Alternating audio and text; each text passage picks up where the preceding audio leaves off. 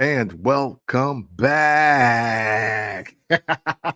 Oh yeah, we live today, baby. We are live, and it's important that we go live because, well, outside of me dropping my phone, it's important that we go live because there was so much that happened in the real world that we got to leave nostalgia for a minute for this episode, and this is going to take precedence over a couple of different episodes that we already got in the tuck, but man, it's important. And if you are unaware, this is the show. This is the podcast. Video coming early for y'all. You know, Merry New Year. Okay. And the show is called Made in the 1980s. And as normal, you know, outside of me having something on to let you know that it's made in the 1980s, my name is Camp from the Port. Yeah. And again and again, and this time live, I got my guy. And I'm going to let him introduce himself for all of you out there today. I need all you jive turkeys and sap-sucking motherfuckers to know that I am Wang Dang. Please say the damn doodle. Please say it. Had to get rid of the waves for a day, man. Just for a day? Just for a day, man. You know what I'm saying? Get all the chemicals and shit out my head, man, and just let my scalp breathe, man. Man, you know what I'm saying? Sometimes the pomade need a little oxygen to let you know what time it really is. Man, like, dude, there's no reason for my hair to be this goddamn long. So now, I'm not gonna lie to you though. Combing my hair against the grain for that 5 minutes felt so fucking spectacular. Oh yeah, it's like the scalp massage at the same time.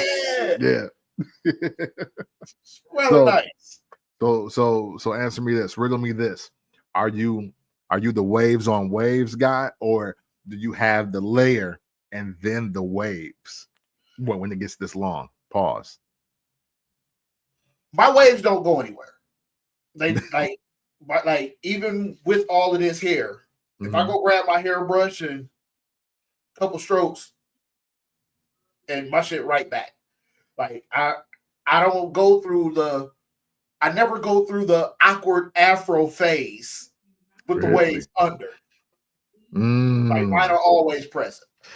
Yeah. See, yeah. That's why I try my best to do waves. And don't get me wrong, I had some Mediterraneans for a minute, but my hair had to be like super low in order to get the Mediterranean level waves. But other than that, man, my 4C gonna 4C. Like, I know what y'all be thinking. Yeah, I rarely do my hair. Sometimes, like today, I just got my hair wet today, and then when it dried, it did this. So so I gave up. Once I knew it could do that, I was like, oh, it's just kinky by nature, much like myself in my personal life. But that's another story for a different episode. I said, but hey, well, this Patreon episode. You know what I'm saying? Oh yeah, hey, kinky by nature will definitely be an episode. Hit us in the comments if you want to be a part of that. And there will be a paywall for us to talk how we want to talk. But yeah, so so for me, like I needed to like not even the one guard. It's like just put the blade, like the actual clipper blade, the trimmer blade, just move that up and you cut it down, and that's where my waves are. Other than that, start bird nesting. I was just like, all right, well, I'm done here. This is it for me. Hey, I guess it's different for everybody because the top of my head, the left side of my head, no problem. I literally have to scratch the fucking skin off the right side of my head and the back of my head to see any progress. But, oh man. But my brother, effortless. It just happens for me. Oh man. That's too funny. That is too funny. Oh man. So before we get into it, a lot has happened. And you know what? It feels like it's been one heck of a week, but it's Tuesday afternoon. Okay. So be clear, it is Tuesday afternoon. And what we got here is like a lot. But let's start with what really set the world on fire the first time. And that was the TikTok ban. Yeah, man. So TikTok, which was obviously a pretty clever play too, by the way. I'm still in conspiracy theorist mode about all of that. I'm still in conspiracy theorist mode about all of that. But there were reports, so you had a little lead time to TikTok officially being banned on January 19th, my grandma's birthday. So I don't care what happened. My grandma's birthday was the 19th, and that's all that mattered to me. But the TikTok ban was supposedly underway. It was going to happen. It was reported that they better sell, they better make this a US LLC or whatever, or US corporation, or there shall be shutdowns and hell to pay. And Wang, at what, like midnight? Maybe 1 a.m. It happened. And I took screenshots because I want your take on this after I say this. Because I happened to log on and it gave me like a half a second of some audio, and it says, sorry, TikTok isn't available right now. A law banning TikTok has been enacted in the US. Unfortunately, that means you can't use TikTok for now. We are fortunate that President Trump has indicated that he will work with us on a solution to reinstate TikTok once he takes office. Please stay tuned. So for you, with that information alone, where are you at mentally? What are you seeing? And what's the vibe? What's the energy? What's the conversation? Okay, so in the midst of talking about this, my girl and my daughter we're all sitting in the living room. Mm-hmm. And my girl and my daughter both are saying, hey, let's do all the TikTok scrolling we can do right now, because at 12 o'clock or 12 noon, midnight, excuse me, no more TikTok. So my daughter's sitting over to the right of me, she's scrolling. Girls to the left of me, she's scrolling. Me and my brother, we're watching TV. Mm-hmm. And around 9 o'clock here in Freeport, it goes black. It wasn't even midnight. Okay, so it was like, see, I don't even be on like hour for hour, so I thought it literally went through the Saturday night. No, they were sitting there scrolling, and at literally like 9 p.m., TikTok goes black. The freak out was real. Oh my God. And then the question was asked, what am I going to do before I go to bed? Sleep, nigga. Hey, pray. Brush your teeth. Tell God thank you for the day you just survived. Get you pour a glass of water to sit on the nightstand. I can think about so many things. Facts that can be done before you go to bed. Oh man, yes. But when I read the statement, because don't get me wrong, I use TikTok. Like I said, I like to cook, so I get on there, I look up recipes, and sometimes I run across some funny shit, whatever. Yeah. But it never consumed me. Yeah. But when I read that message and how he just placed Trump's name in the message, I looked at both my girl and my daughter and said, just give it time. It'll be back. Yeah. 12 hours later. No, wait, hold on. No. We got to put a pin right there. Because yes, the outrage in your home became real. But let's talk about the internet for a minute, shall we?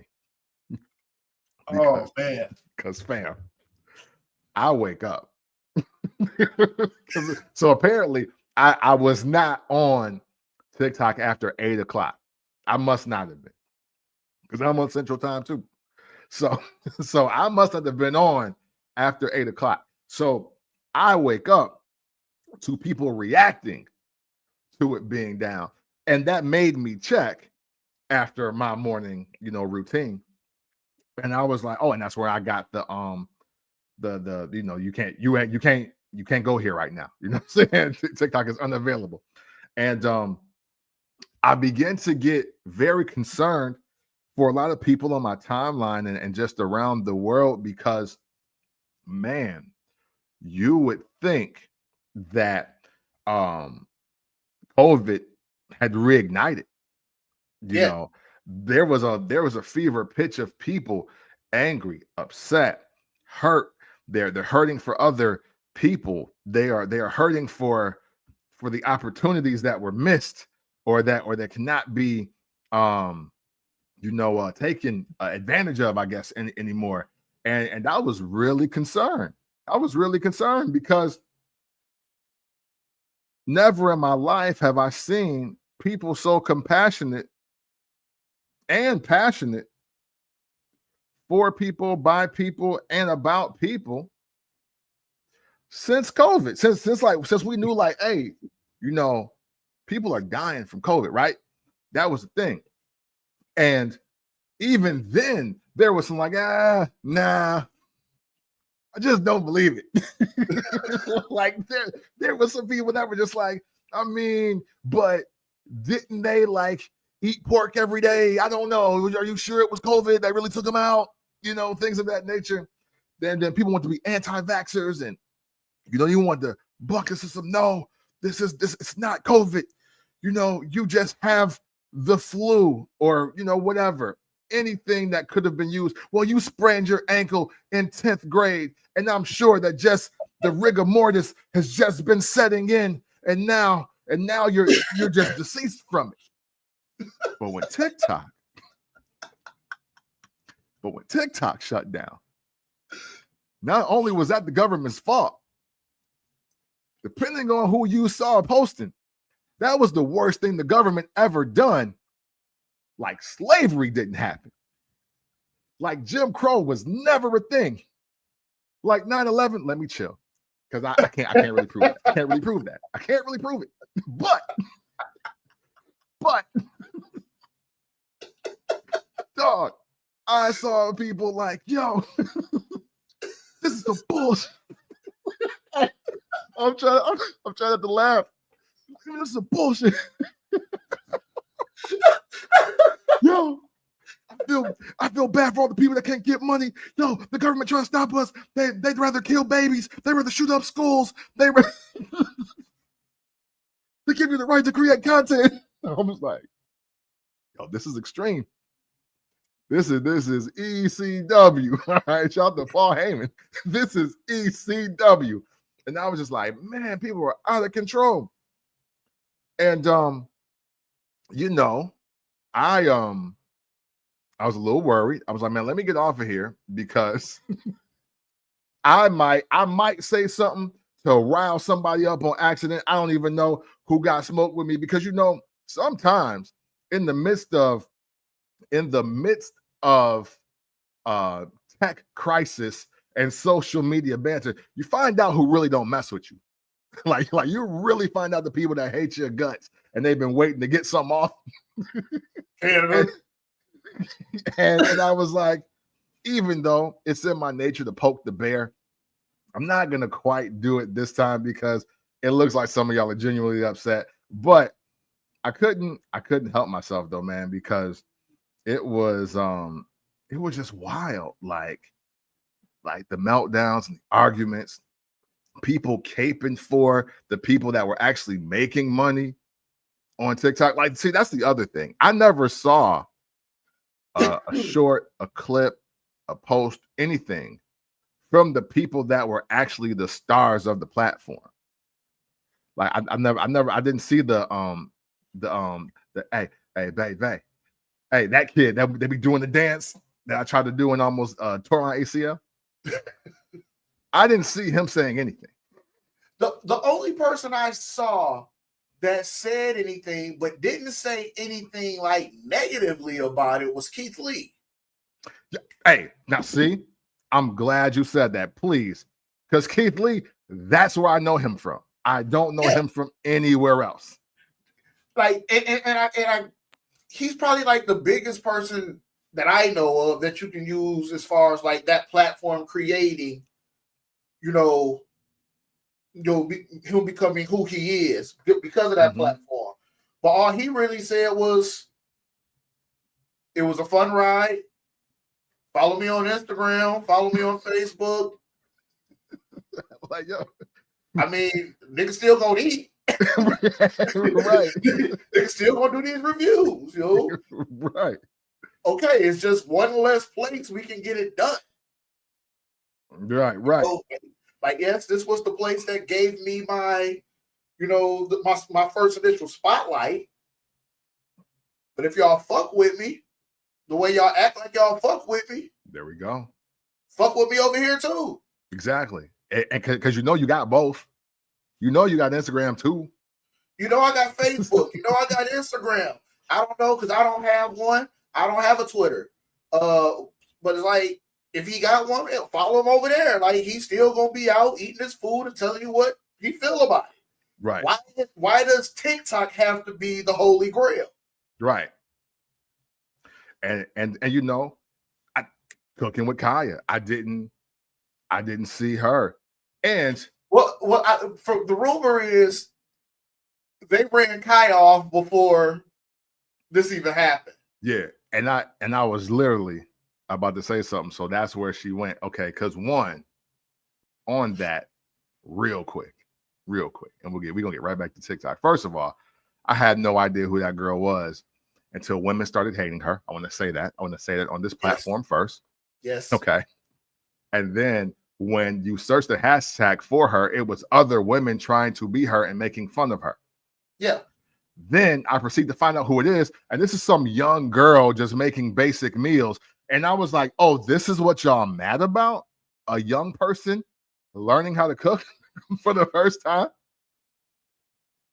Fuck it. I'll ruffle some feathers. Let's do it. Any woman that was mad about what that young lady was doing, she was just pointing out what you already knew about yourself. She just said it out loud. Mm-hmm. The only women that felt a way about that young lady, because me personally, like you said, it was a girl making food. We didn't know the food was good.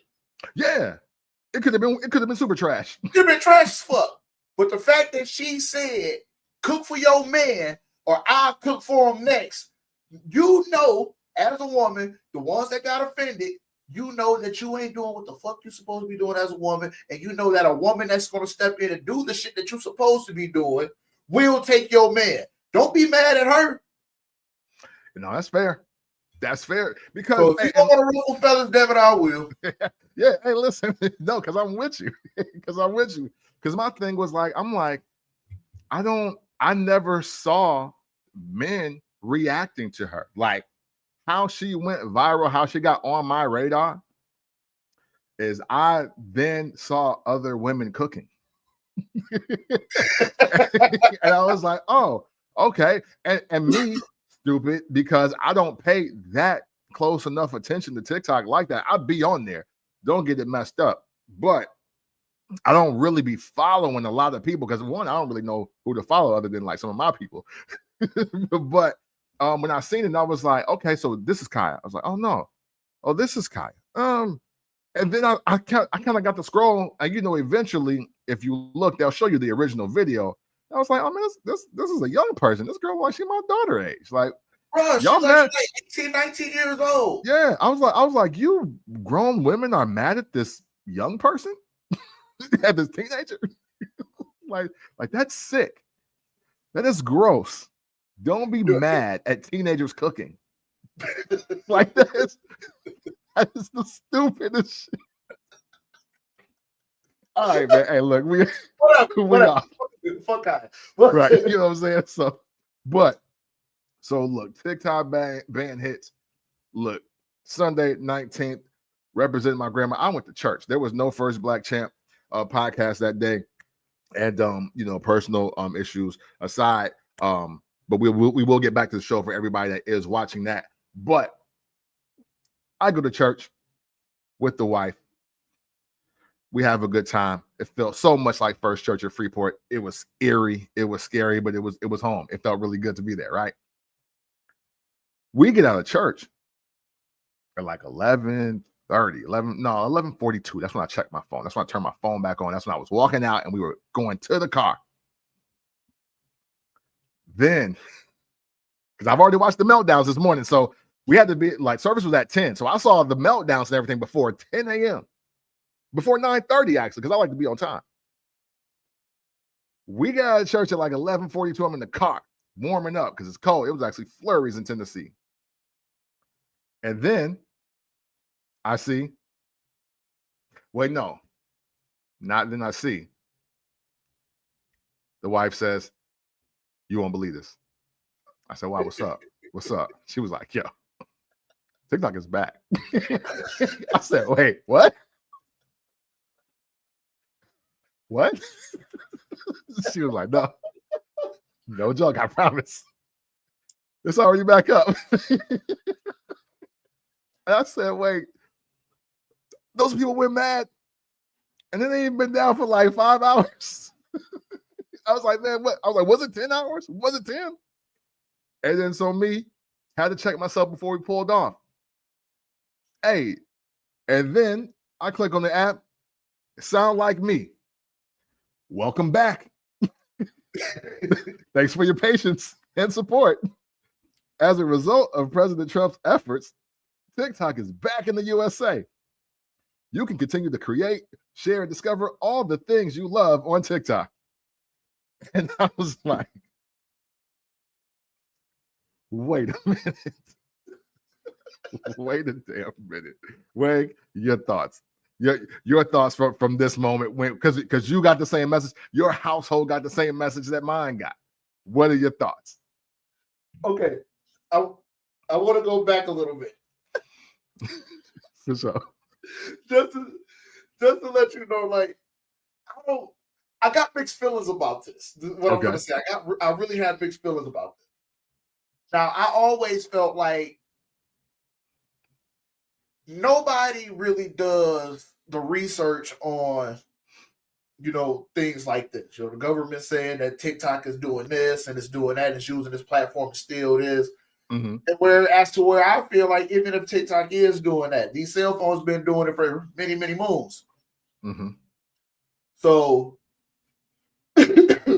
when the TikTok ban first came about, I saw everybody was running to this website called Red Note. Oh, yeah. And Red Note was like literally like overnight became like the biggest downloaded app in the United States. Like literally overnight went from like, I'm just throwing some numbers out there because I know I'm wrong, from like 20,000 downloads to like 50 million downloads overnight. Jeez. Yeah. Now, like I said, I'm just throwing numbers out there, but it was astronomical like that. But as to where Red Note was like, yeah, this is basically TikTok, but we ain't paying you for shit. We can steal your shit. We can give your shit to somebody else and make money off of it. Yes, we're going to be going through your phones. We're going to be checking your pictures and all of this, but nobody read the fine print. They just wanted to rebel. Hey, thank you. Say it. They just wanted to rebel. Oh, now, okay, man. Fuck Red Note, because see, Red Note is no longer a thing anymore because, like I said, I sat there, bro, I bullshit you not. My brother will vouch for me. My girl will vouch for my daughter will. Mm-hmm. I told them both, give it time. Yeah. It will be back. Yeah. I wasn't expecting 9 hours later. Right, yeah. Bro, I got a message Okay, so Sundays, me and my family, we get together. We go down to Jumping Joe's, and we'll throw darts for about an hour or two. Hey, Jumping Joe's. And my cousin Tyquiz, he's like super conspiracy theorist. Like, I love talking to my cousin Tyquiz because even if I don't agree with him, he's a young man. He's always thinking. He was like, he's my cousin, but he calls me Uncle Derek. It just won't change. He knows he's my cousin, but I guess because of the age gap, I'm Uncle Derek. Yeah. So he was like, these people are crazy over there. What's going on? He showed me this. Well, he didn't show it to me. He told me about that. I found it. Mm-hmm. The night TikTok went down, 911 received millions of phone calls. Oh, wow. I don't know if it was from people being sick, like people having going through depression or anxiety or panic attacks, whatever, because of this thing being down. Or was people just that dumb saying, hey, got an emergency. What? My TikTok don't work. I don't know. I don't know what the case was, but people were fucking calling out of the goddamn wood. We're calling 911 because TikTok was down. And that's when it really made me think, like, maybe we do need to get rid of this shit. Oh, hey. Man, maybe that was a good idea to get rid of this because this shit has consumed America. Mm-hmm. Yeah. And we're all victims at some level. Yeah. You know, absolutely. It's even though look, we're gonna laugh, we're gonna get our jokes off, but I'm gonna be serious for a moment, just for a moment. Because the only social platform we've been ever able to truly trust was Tom and MySpace. Yeah. That's been it. Tom, he was sitting in his corner on the wall, you know what I mean, smiling, let you put up your music, let you watch, add friends, put your top 8 up there, cause a little controversy, change your background, get some music popping. Unlike Black Planet, didn't have no viruses. And once it started getting out of control, you catch a little porno on there. You can catch some girls locally, nail them to the cross, maybe get some video. I was World Star because of MySpace. Yeah. Yeah, you know what I'm saying? You could do some things, you could check some messages, and then and all was well. But then came Facebook, and everything was cool until they let anybody have it. Because hey, look, I didn't have Facebook first. I was invited by somebody I went to school with, and I think somebody I worked with. That's how I got on. And at first, I wasn't using it for too much. Then, like everybody else in that odd period of life, because I'm old enough to know better, but young enough to not give a fuck, I started crashing out on there. I won't lie to y'all. You know what I'm saying? I got some wild stuff from now, 12, 14 years ago. Yeah, right on Facebook. If you on Facebook Live watching this, I got a lot of stuff, a lot of memories I will never share again. All right. Some of them I try to delete. But and something about I'm going to say like the rebirth, because I don't think we looked at MySpace as social media. It didn't really become social media until Facebook, Instagram, Twitter. Like, that's the three-headed monster.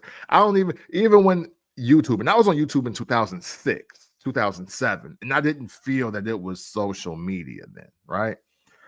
But something about that, and then they started tweaking ways to keep us on there, and then ways to, make us just not want to turn away. And then this was how we were receiving news. Like even news outlets like CNN were taking to Twitter or were taking to Facebook to deliver information. Even if it was wrong, they wanted to be first, they wanted to be fast, and sometimes they were dead wrong. And then money came into it, but not money for the platforms per se. people making the money.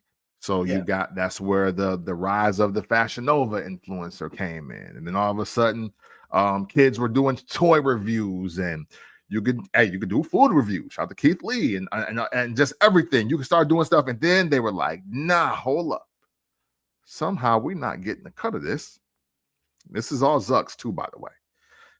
Like, let's figure out how to make a few dollars." And that's where ads and algorithms start running amok, and that is where elections started taking place, and this is where you begin to argue. Now you can separate your home without even leaving it. Now you can ruin family reunions and Thanksgiving dinners in one click or one upload. It doesn't matter. And fast forwarding, because y'all know all of this, we got this thing with TikTok. It gets banned. It's a government order. It's 12 hours down, maybe. Then it's back up. But the telling part about it to me, though, Wayne, was the fact that I saw so many people that said, "Oh, I'm done with social media after this. I hate social media. I'm going to leave. This is messed up what happened to TikTok, but where are they doing it? Where are they giving their voice? Where are they expressing themselves? On a social platform that they say they hate." Like, it's the wildest thing when you really think about it. Look, and I've been there too. I've been like, "Oh, I hate social media," but I've literally left though. I've literally deleted the apps off of my phone. Sometimes I just need to do it just as a detox. So I'm in the wildest space ever. It's kind of why I do love YouTube so much, is because it is the only place where I don't have to interact with anybody. I can just consume information, give my brand of information and entertainment, and I can keep it moving. That is why I do like YouTube as a 1 through 5. 6 for me is Facebook, because I get the best engagement there. But I see that, and I say that because in a way we all are addicted, and some of us are able to wean ourselves off more than others. Some of us just have more of an addictive personality than others, and that is kind of why we are in this space right now. Because people have, because at one point TikTok was the place where you could gain the most organic followers, you can get the best engagement. They're not taking your information, which get that out of here. Listen, Zucks already sold your information to everybody. That is done. I don't know a place that does not have your information solely because of Mark Zuckerberg at this moment. That's why the TikTok ban was funny to me, because why is it okay for Zucks to have my information, and I think he's married to an Asian woman, versus an Asian company having my information? Like, what makes it so different? And I know the propaganda from Trump is what it is about China and the China virus, and that was crazy rhetoric that he was spewing. But if my information's already been sold 3 times over, what's really the big difference between this other place having it, other than the fact that you, America, or Zucks don't own it? That's it. You just said it. Yeah. They do. Me and my daughter had that conversation. Matter of fact, that following day, and she, "Well, Dad, why would they want to? Because they can't control the money. If this is all it's about. It has nothing to do with shit being sold. It has nothing to do with our information being given away. It has nothing to do with Chinese spies. It's about money." We're fucking Singapore. Why are we talking about China? Yeah, hey, listen. Like, I mean, man, I am I kind of I kind of feel for the people that had the meltdowns during the TikTok ban.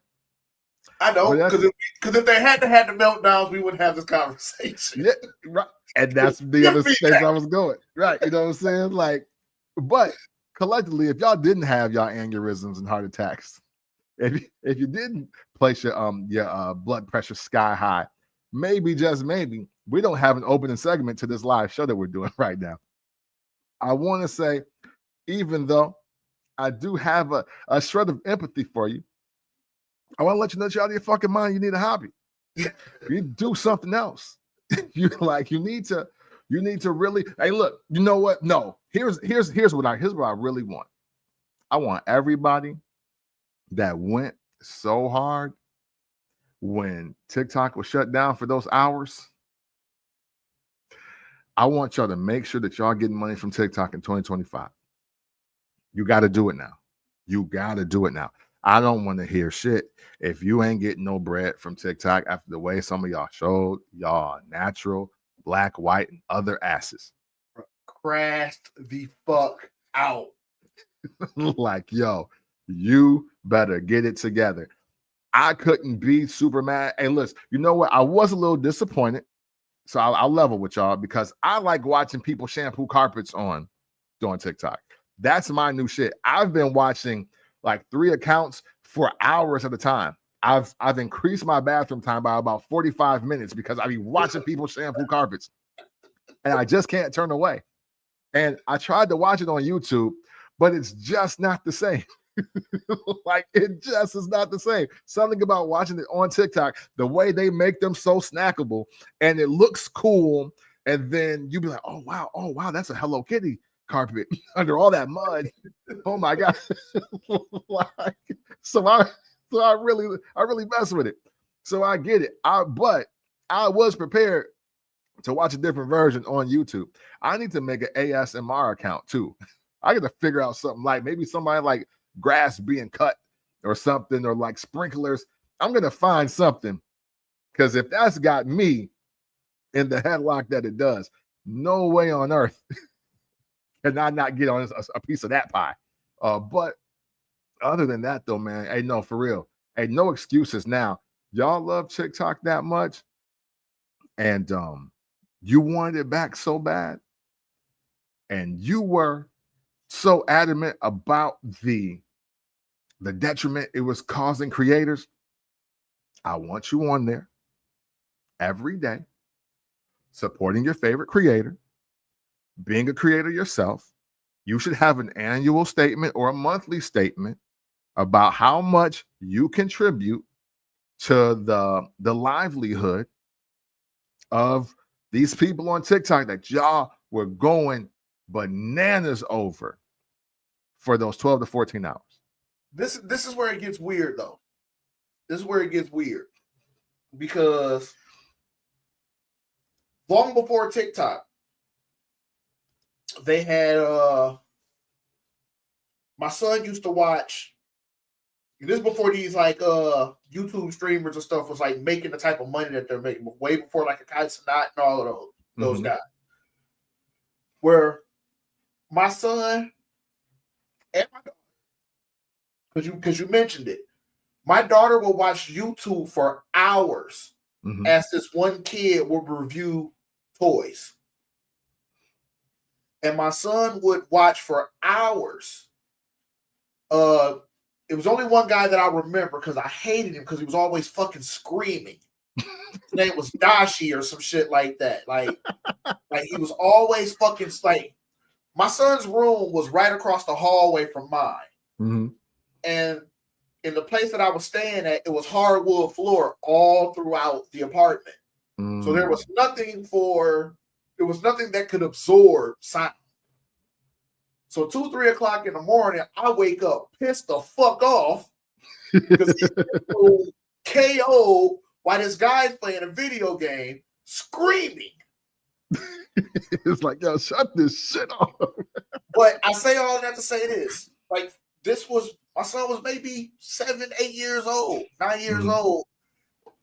And it was more fun to watch other people play the video games he loved versus him actually being the one behind the stick.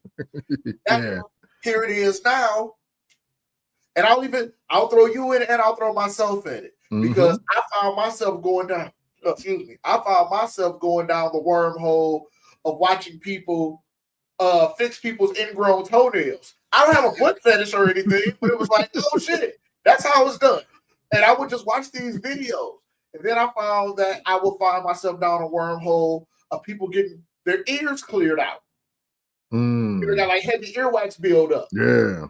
And I they got like a snake in there and like, yeah. And I would find myself watching those for hours. Just like you watch people clean carpets. Yeah. So it's like, do you fault them for being overly consumed into something like that? Because this has been going on for years. It was just a different platform. Yeah. Man, then I also think that it's the quick consumption. You can consume a whole lot on TikTok real fast. Yeah. Yeah, true.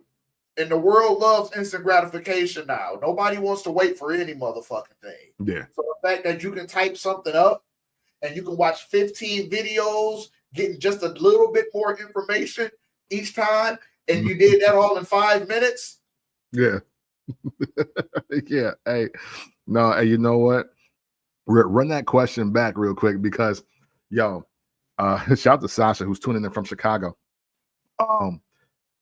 I caught just a snippet of the of Pimple Popping, I think yesterday. I don't even know how I got to it. It's just on the random scroll because now they think I just want to see anything. And man, even though it was incredibly gross watching just all these black heads just get disintegrated out of this dude's face, you can't stop watching it. I couldn't stop watching it. And then hey, look, and then they started plucking ingrown hairs. And I was just like, oh my God. But they were like right in there on the follicle and was like, and he was like cutting dude's the skin under it, and he was pulling it. I was like, oh my God. But I could not stop watching. I fell to that wormhole as well. Yeah. So but I'm sorry. You threw a question out there, and I actually wanted to answer it. Like, is it any different, based off of them people being addicted to TikTok? Because we're really just throwing TikTok in there as a platform in a whole. Yeah. Versus, that's it. My daughter would watch these kids play with toys that I would never buy for hours. My son would watch kids play video games, other people playing their favorite Minecraft or Fortnite, and all of that shit for hours. Yeah. What's the difference? Yo, you know what? Honestly, I got to be real there. There is no difference. And the reason why there is no difference, I think it's just I think depending on your responsibility sheet, it may tear off how much time you have versus how much time you make. Obviously, a young person with no bills, no responsibilities, no family to take care of, no job to go to, and if it ain't no school, it's like, all right, we're gonna watch this girl review all these toys. I don't know how every stuffed animal feels like on this, you know what I'm saying? Or it's like, hey, you know what? I could see a world where Twitch would have went crazy and specifically just lower income homes, because if Twitch was free when I didn't have the Nintendo or the Super Nintendo, I definitely would have watched people play. I definitely would have watched it because I was like, well, my mom can't afford one, so I'm gonna watch you play. I kind of feel like everybody has their own version of escape, and I think we high key watch how people deal when they don't get what they want, or we deal with that separation, like the separation anxiety of it all. It's like, oh, I don't have this anymore. Now what do I do? And I think although the world has gotten so much closer together, we're kind of far apart mentally a little bit now. But also, though, with everything that's being said, with all of us having some form of addiction to a social platform or a certain type of content on social platforms, this is why I don't believe attention spans are down. I don't No, believe they're down. I just think a lot of stuff is trash. I think a lot of people I think so many people are trying to consume everything versus the thing that they want. And just because you'll go real quick or you'll skip real quick or you're quick to make a response or an assumption, yeah, it could be something triggering through how you're consuming content, but a lot of the times just because you're just not interested in what you're seeing or hearing. That's no difference from hey, you at the lunch table at school, somebody get to talking to you about, it could be sports, it could be music. Once you hear, well, I think the dating family better than Tupac. It's like, I ain't trying to hear all that shit, bro. Like, you know what I'm saying? Like, like it's I really do think MC Breeze is the greatest rapper alive. Okay, no, bro. What about Tupac, nigga? Like, it's just you're gonna do that. But this is also the podcast boom. We're in the midst of it. We're in the midst of even the people that graduated from Vine to Snapchat to Instagram when it was only 10 to 30 seconds to now doing long form content. Attention spans aren't down. A lot of stuff is just trash. And once you find out what you really dig, that's when you're able to consume hours on end. Yeah, the whole, like I said, the whole TikTok thing, man, it made me. I was on both sides of the fence. Like the way the world crashed out on it was like, maybe this is a terrible thing for society. Like maybe, just maybe. Well, I done seen motherfuckers go harder for TikTok than they've gone for their own fucking children. Hey, like, hey, that's a fact. That's a fact. It's like, man. Hey, like so I said, same as a person quit smoking or drinking. You gotta replace it with something. You gotta replace it with something. And they didn't really have nothing to replace it with, so they was like, oh, rent note. Yeah. Let's do it. Yeah. You motherfuckers out here decided overnight, because TikTok is gone, you're gonna learn Mandarin.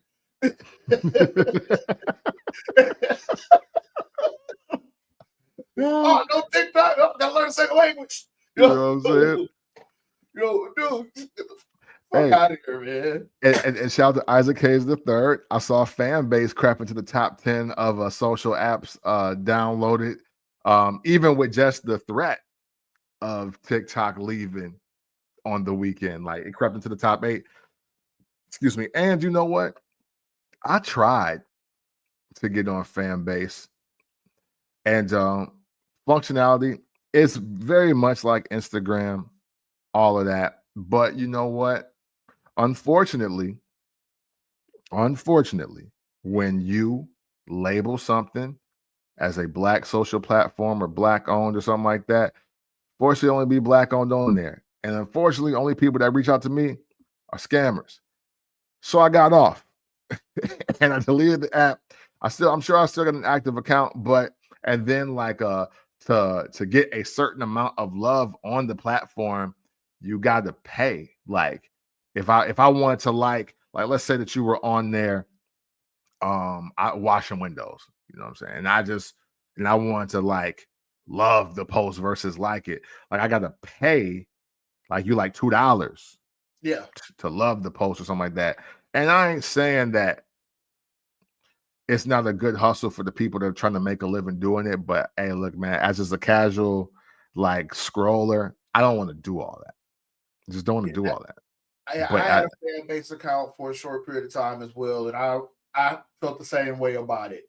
But all of these social sites are doing this now. Yeah. All of them. Yeah. Like certain, like let me see, TikTok. Because I done made TikTok videos and had like a little thing that I was doing just because I have random ass ADHD ass thoughts and shit. And it was just a way for me to kind of get my thoughts out. Facts. And every time I would post a video, like they would always say, "Hey, if you give me this money, we'll give you more engagement." And I always say, "Eat a dick." Yeah. No, like so. Basically, what you're telling me is I'll never make it to be famous unless I pay you. Yeah. Yep. That's what I'm here for. Yeah. And hey, and you know what? And that is another reason why I'm just pro YouTube, man. And I get it. It is a little more difficult to be seen.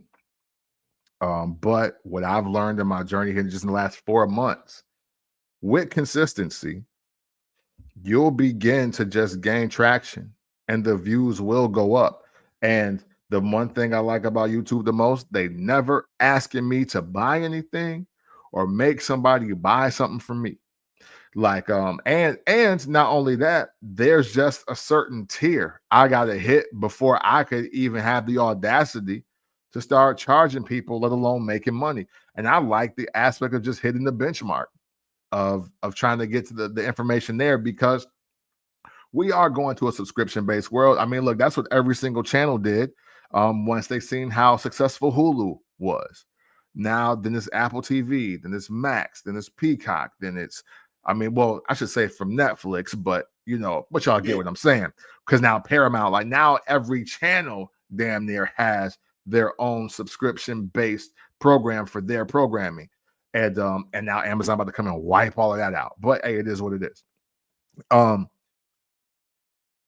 final thought on all of it, the TikTok ban, the social media, is that, hey, you know what?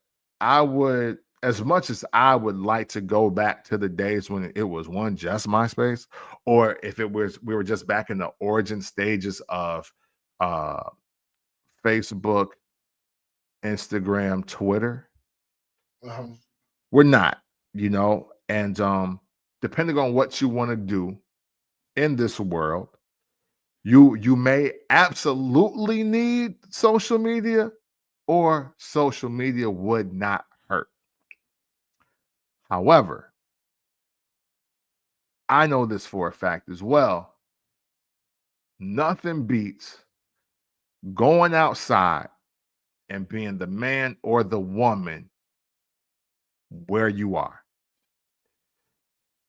I know the national admiration, the global admiration is great, but a lot of artists are even messed up. It's like, yo, I got 10,000 listens, or I got 1,000,000 downloads on Spotify or whatever. But like when you go outside and you cannot book a show for where you are, that does mean that you have not done the actual work for the business end of what you're trying to do the correct way.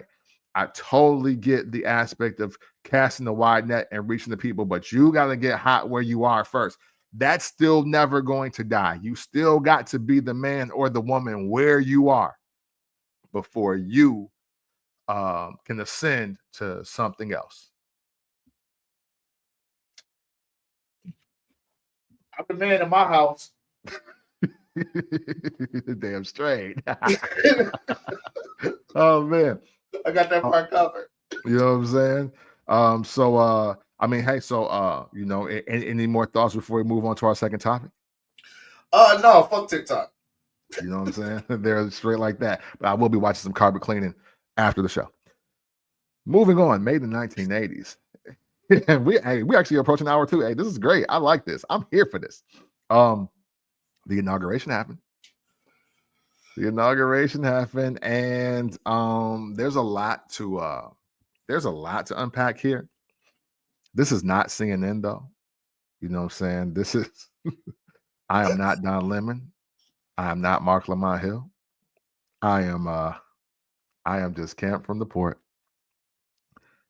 So we're gonna do this in the funniest but most factual way we can possibly do it.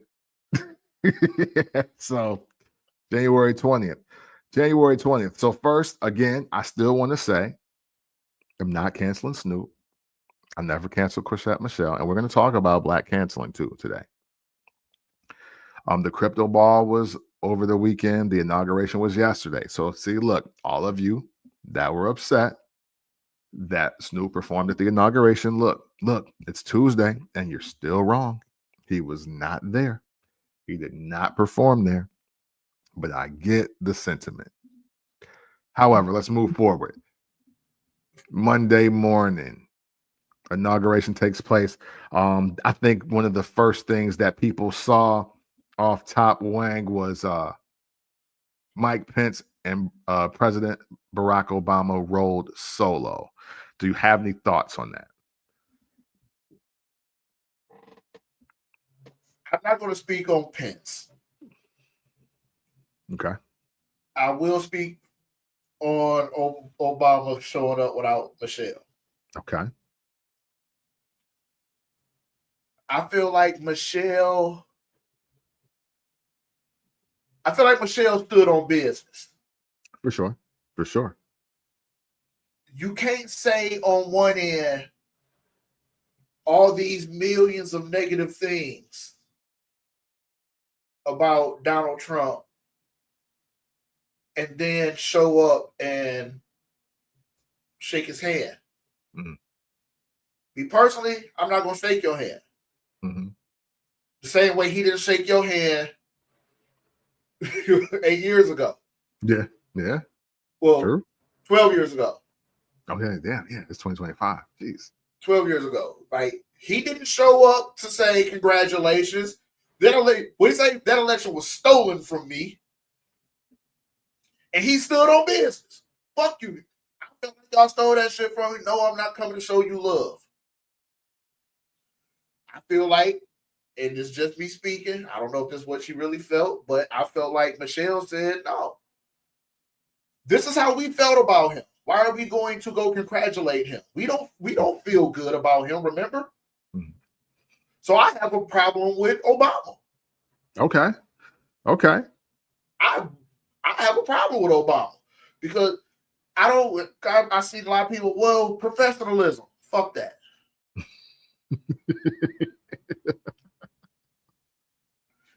What? You know how you be professional with a motherfucker you don't like? Mm. You don't say shit to him. Yeah. That's a fact. You didn't have to be there. You chose to be there. There was no obligation for Obama to be there. See, I was worried about that because, I was like, don't he have to show up? Like, don't all the living presidents have to show up? No. Okay. No, that's my choice. It's my choice. Mm. And even if you do show up, why I gotta dap you? Right. Yeah, that's a fact, though. I can come. Maybe they make fire ass shrimp scampi. I don't know. I can come because I want the fucking shrimp scampi, but I ain't gotta dap you up. Right. It's a fucking word to you. But you can't bag Biden and then go on the Biden campaign trail and talk cash shit about him, and then when he win, because now it be like you dick ride, my nigga. Like, yeah. Say for instance, you have to be. Say for instance, you gotta be there. Mm-hmm. Why I gotta talk to you though? Yeah. No, I'm with you. I worked with a man. Mm-hmm. I'm not gonna give you his real name. We called him Nico. Nico got crazy with me one night while we was at work. And I was finna drag Nico from the back of the factory to the front. But I had like 5 people hold me. So, and then shout out to my man Sabah. Sabah was just like, bro, don't lose your job, man. Because that was back in my hothead days. Mm-hmm. Sabah was able to talk me off the ledge. Cool.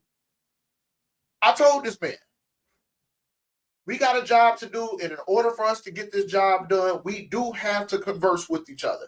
For sure. If it's not about the job, don't say shit to me about nothing. Only if it pertains to getting the job done. And I worked with that man for almost 1.5 years.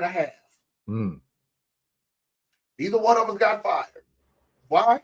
Because we did exactly what we came to do. We came to work. We didn't come to small talk. Mm-hmm. I ain't got to kick it with you. Yeah. But I still had to be at work. Yeah. No, so yeah. And maybe Pence's wife was on the same shit because Pence's wife said, I don't like this dude. Yeah. He verbally said he didn't like Trump. Well, yeah, hey. And to be fair, Pence almost got killed being the vice president. So your bullshit almost cost me my life, fam. Yeah. Fuck you. So yeah. So, okay, you guys feel like, okay, this is the professional thing to do. And then wives are probably like, we good. Yeah. You know, hey, and you know what? You're not wrong. You're not wrong on that. And I tried to see both sides on this, but then I realized who I am and how I behave in the streets.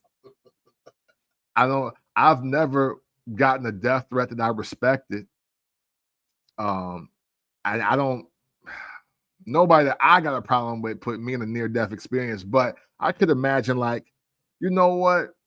If me just trying to be the president or, you know, the spouse of the president, and that leads to like death threats getting sent to my house or calls, or if people have begun to you know, question my nationality, my ethnicity, my citizenship, then you know what? Yeah, we got a lot of problems. And you know what? Although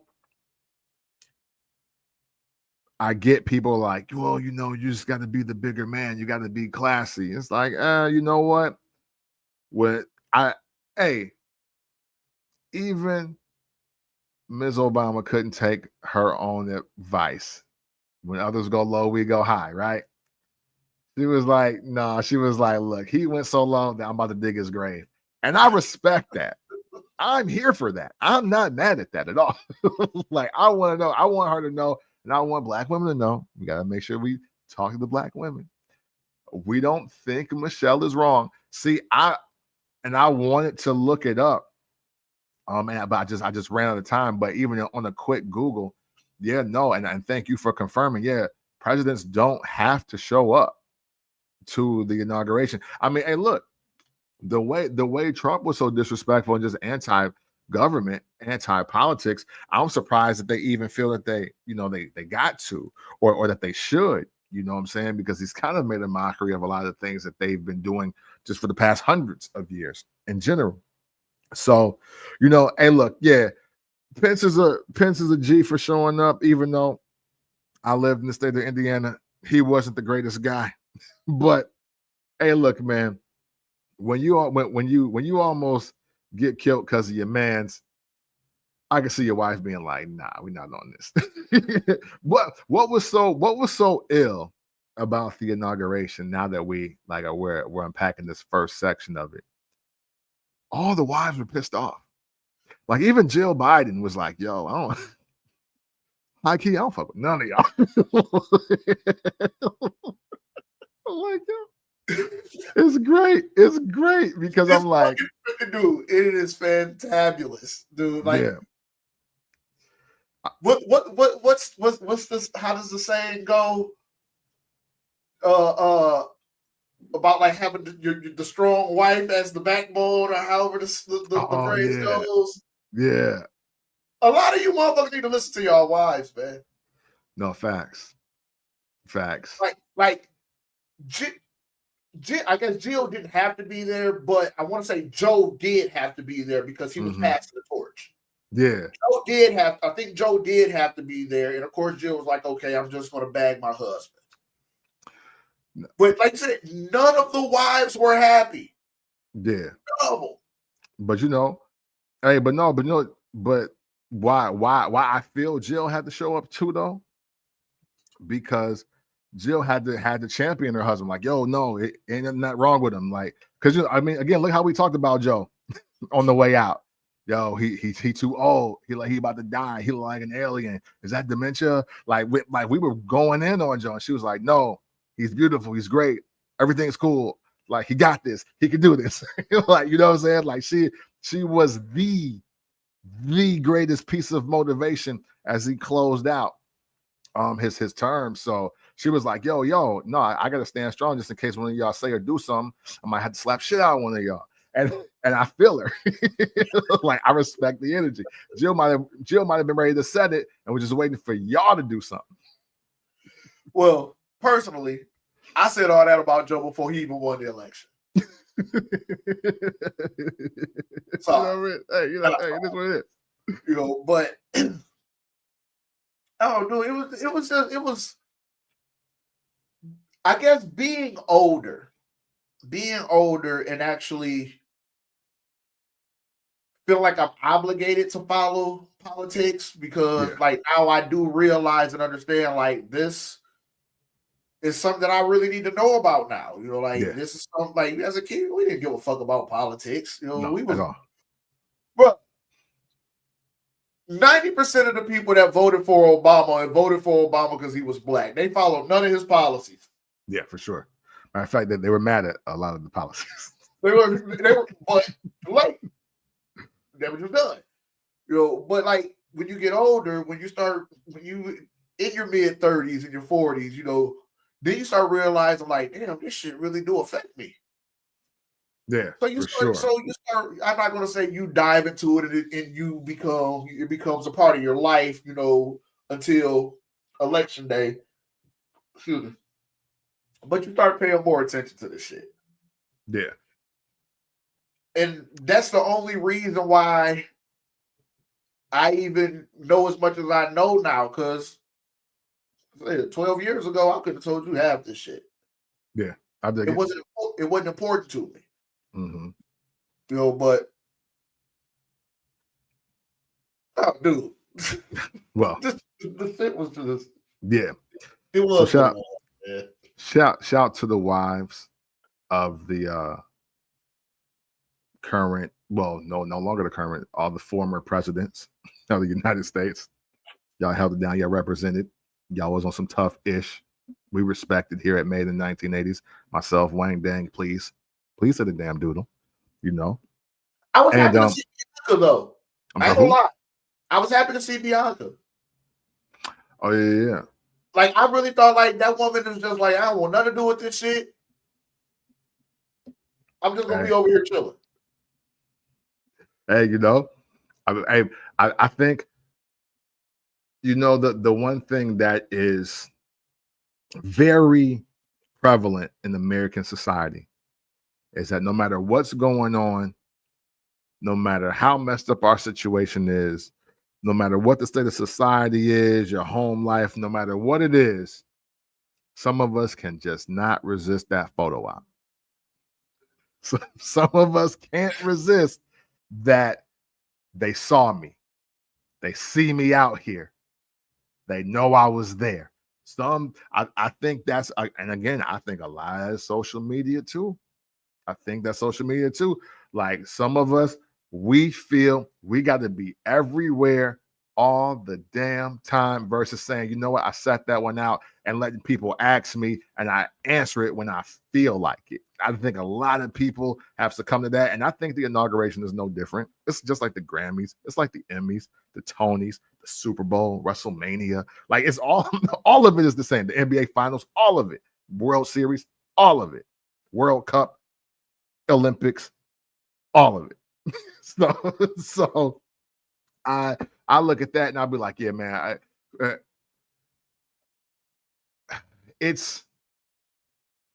it would have been a cooler moment for them to make the stand with or stand by their wives. And I totally understand that point from everybody saying that.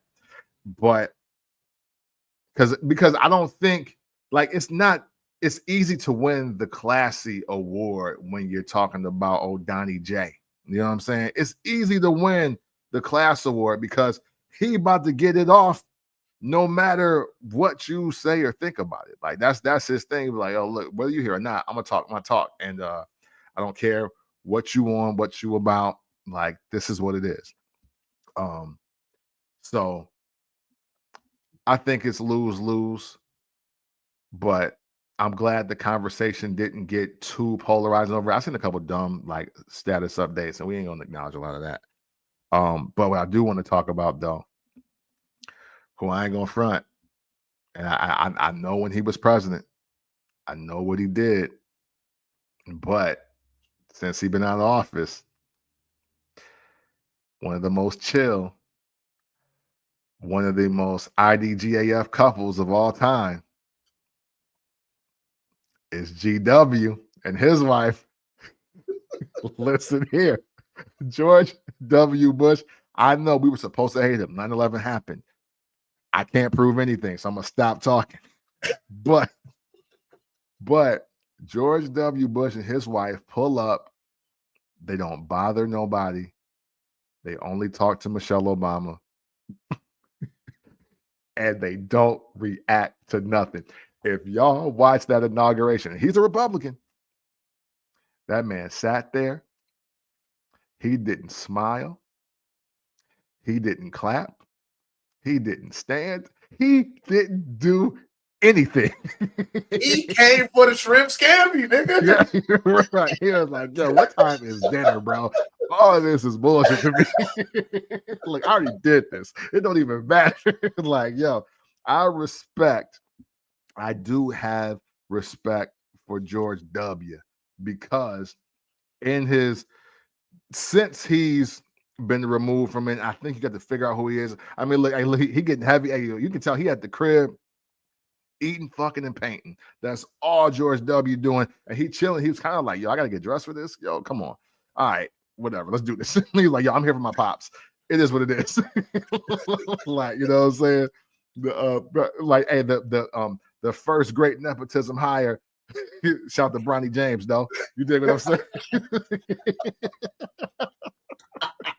But OG Dub, hey, he was unimpressed.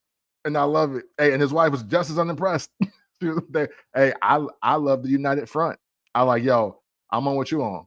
Well, I'm on this. Okay, bet. We on this.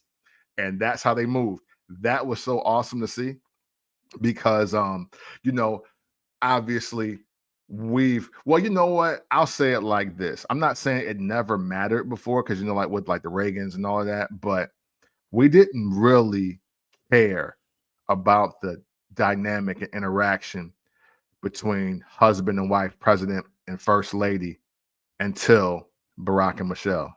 Like I don't think we cared. I don't think it was really a thing. I mean, we can go back to JFK, but and rest in peace to Jackie Onassis and JFK, but Marilyn Monroe. So kind of want to just chill.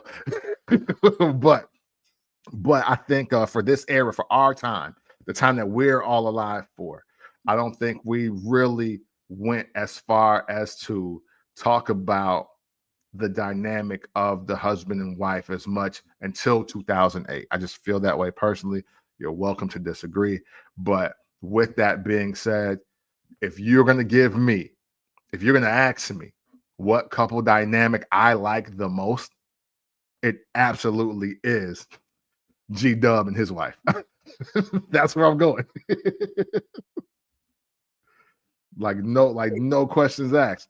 G-Dub and Laura Bush for the win. I don't think it gets any more IDGAF than those two. And I'm here for that. I'm here for showing up because I already lived it and did it, and now I don't give a fuck. I'm here for that every step of the way. I mean, there's really no other way to describe it as far as how they move that whole day. Mm-hmm. Yes, we're here. Okay. Right. Right. I'm here. Like I said, nigga showed up for the shrimp scampi, man. So now let's lighten around through the actual speech, if you will. It's only a couple things I wanna highlight. Only a couple, and please feel free to chime in if you got more that's not said here. First of all, I just want to say off the rip, man, the Remain in Mexico policy is wild. That was one of the wildest things I've ever heard a person say. So calm to millions of people just across the world, one, but I'm like because obviously we're building a wall. They're eating the dogs, they're eating the cats. Like he said some wild things just in our lifetime, right? But for him to be like, yo, hey, as soon as I walk off, though, bro, Border Patrol is gonna get real. Matter of fact, I got soldiers on deck. They patrolling the borders right now. We about to send all of y'all, and you know who you are, back to where you came from for my remain in Mexico policy. I was just like, wow, that is insane. That's the wildest thing you can say during your inauguration. And wildly, it got crazier from there. But go ahead. I haven't got a chance to look just yet, so it is right now just a rumor. But right before me and you went live, it was rumored that ICE was sweeping Rockford.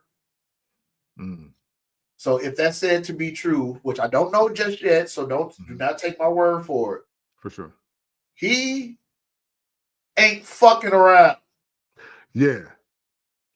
Like, like we got to be careful with the whole statement "stand on business" because sometimes standing on business can get real fucking scary. Yeah, because and not for nothing, not to incite or ignite anything, but it's supposed to. Yeah, it's supposed to. We use a lot of words and phrases so nonchalant and so cavalierly, but this is really what it means. This is what it means to stand on business. It can get real fucking scary for people. Yeah, man.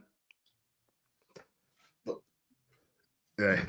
you said it though, like certain shit I've come to realize it don't even take for me to even say shit about because that shit it's out there. Yeah. And I'm pretty sure majority, if not everybody, felt that same way when that shit was said, like whether you agree with it or not, but it's like it's real now. Yeah. Yeah. And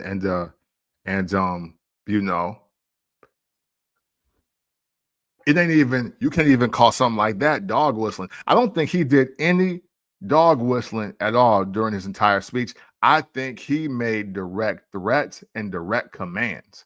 And that's what was the wildest part about it, because outside of the remain in Mexico policy, right? Even though, don't get it jacked up, if you from any Latin, Spanish, or even European country and you ain't supposed to be here, he is diligently working and using the government's money to make sure that you're not here by February 1st. Just throwing that out there. I think sometimes, and I'm going to explain this a little later, sometimes we get wrapped up into the language because he knows how to ignite you, but wait till that umbrella opens. That's when it gets really real. The other thing that was wild, I felt that he said off the rip, is, hey, moving forward, hey, look, hey, bro, hey, moving forward, you male or you female. That's it. It's two genders. We back to that. We back to it being two genders. You male or female. That's what he said. Standing ovation. Everybody but George W. and the Democrats got up.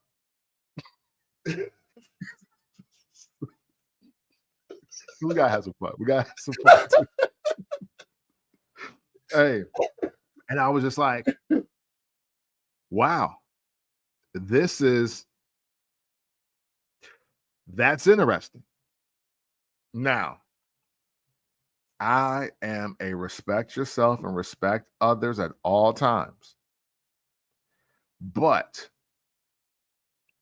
you can't show me a majority vote of even baby boomers, even the boomers, black, white, and other, They on board with this. They on board with this. I've talked to too many.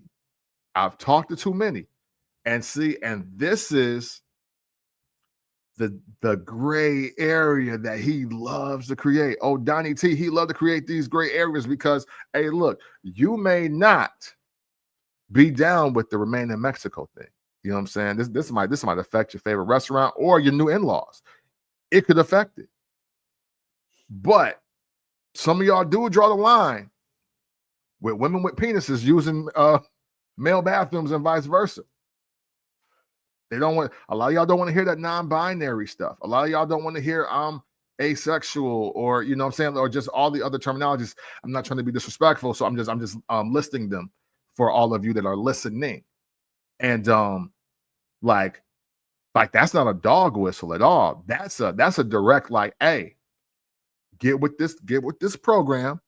In other words, F what Obama said. Hey, look, not only has he not been president, he don't run shit no more. We back to this.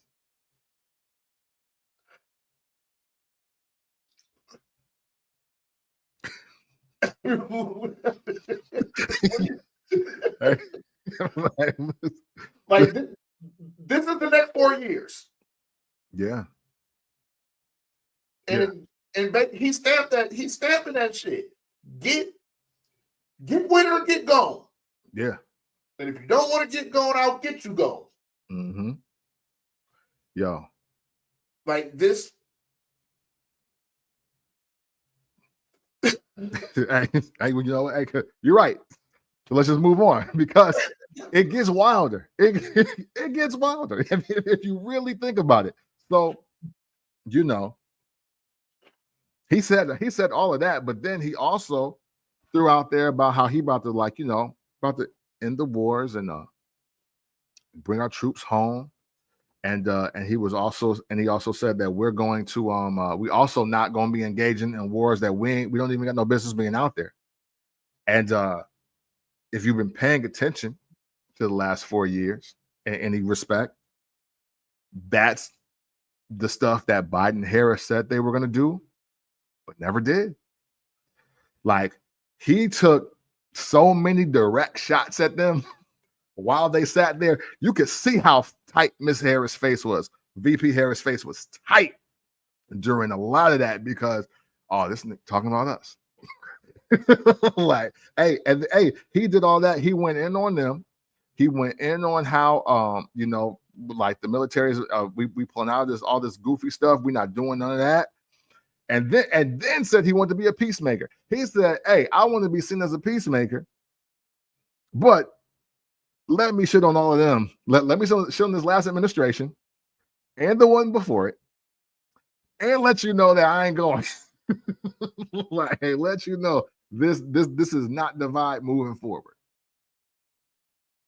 I'm not mad at him sitting on the Biden Harris administration. Many people are not. I'm not mad about it at all because I shit on it.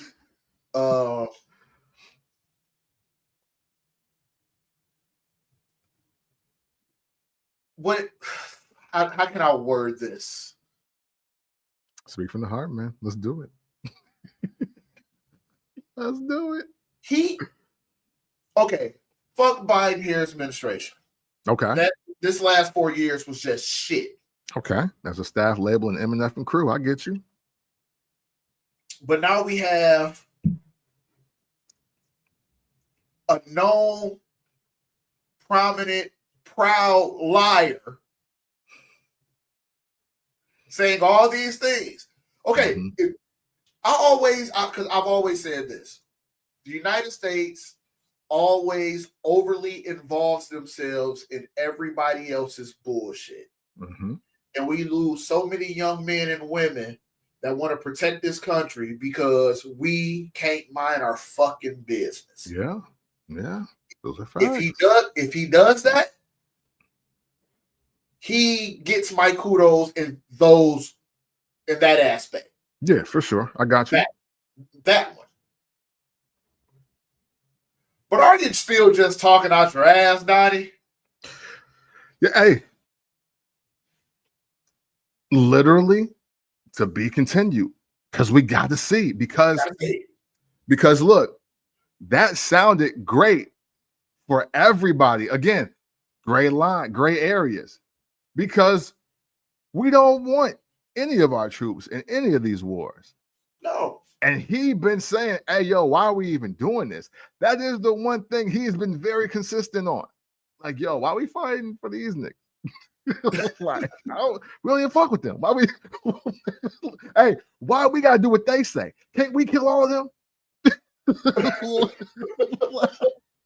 This is literally how he be giving it up. He be like, yo, well, why are we listening to any of them? And that was also something I thought that was very deafening for me. As he was talking, he was like, yo, first of all, yo, I'm tired of us being little bro when we the big bro. We the OG out here. Why are we listening to all these other countries? Why are we doing what they say? Why are we going to where they got to go? Why are we using their oil? He was like, yo, we gonna start drilling here. I got the ERS, the External Revenue Service. We're gonna start taxing these niggas. We about to start giving us money back. They about to get taxed and tariff for what we give it to them and what they giving to us. I'm about to start running stuff like President McKinley, which I did look him up very briefly. And I believe he was a Confederate general. So I got a deep dive, right? But I didn't have enough time for this show. But all of that, though, when you think about it, this is what America's been asking for. So I am curious of what he's going to do, because he said he'd bring it back auto plants, and the thing is automotive plants. I'm sorry, automobile plants, right? But it's bigger than Chevy and Ford now, because he mentioned electrical vehicles. When you think of electrical vehicles right now in the U.S., the first name that comes to your mind is Tesla.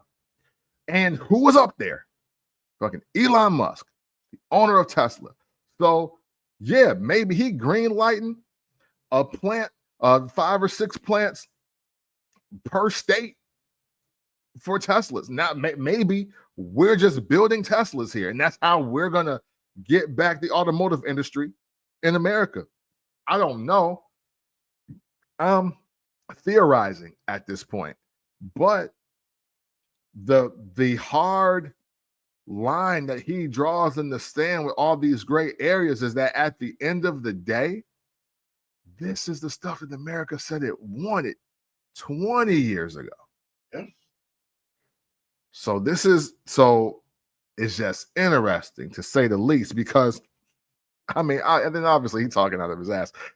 In some cases, like, I don't need the Gulf of America. I don't need that. You know what I mean? It doesn't matter if it's the Gulf of America or the Gulf of Mexico. He just want to take everything from Mexico. I gotta know what prostitute he did not pay and she made him pay. Somebody had to give him gonorrhea out there, because I don't think he would be this mad at Mexico if something bad didn't happen to him out there. He has to explain this to me. I need to know. Right? So then on top of that, after that, he was like, yo, and we about to plant the flag on Mars. I'm like, all right, bro. All right, dog. All right, bro. Get out of here. Like, why? Why you need the United States flag on Mars? Like, why? Ain't nobody else trying to do that. You wasting a lot of money in Texas trying to do that. Why are you doing that? Okay, I will say this. Regardless of how I feel about Donald Trump as a person overall, we can't negate the fact that dude is fucking hilarious. Oh no, he's top tier comedy. And I solely believe that when he says like outlandish shit like that, that is pure sarcasm. I hope. Hey, listen. Because we all got one. There's one in every family. It's one in every family. You know that auntie, uncle, or just oldest cousin that say some of the most wildest stuff you've ever heard. For some of y'all, I might be that person. but you know, in their heart, they dead ass. Like they really mean it. It really happened. They really tried it. That's who he is to me. It's so funny, but I was like, yo, you know what? Let's not laugh too hard because he might do it.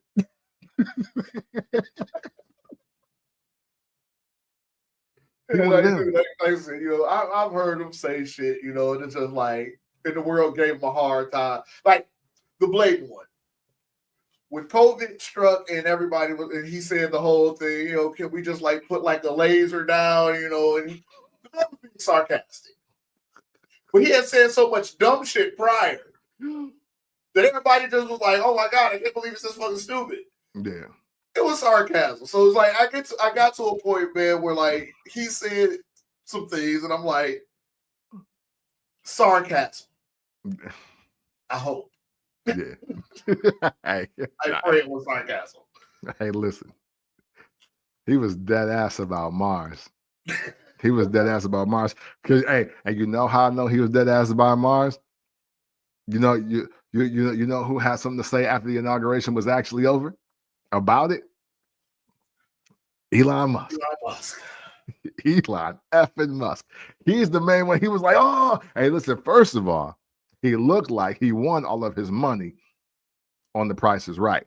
That's like when you do the he came out on that stage in the post inauguration, I guess, just like shit talking event. I don't know what it was, but he came out there like he literally won his net worth from a scratch off. He was so pumped. Oh yeah, oh, like you could see the jizz hitting his kneecap under his slacks. It was disgusting how like elated he was that this was happening for him. Like it was insane. And he out the gate, he opened with, yeah, can you imagine it? Seeing that US flag on Mars? And I was like, oh, so this is your plan. Like, oh, you did acid and asked him if you could do this. Got it. So you had to let me know. I was like, bro, this is nuts. And get it. Now, right. So now I don't really, outside of that, because it's just Elon talking. Like, I don't ever really care to hear him talk outside of like on the Joe Rogan podcast. I did watch that years ago. But and you know off top that Elon's a weird dude. Like he's just a weird guy. Yeah.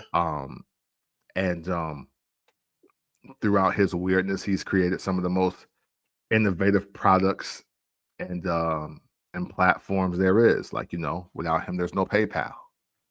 You know, without him, there's no Twitter. I mean, well, no, I'm sorry, not Twitter. Tesla, SpaceX, and he's created something else. I'm drawing a blank right now, but y'all get the gist of what I'm saying.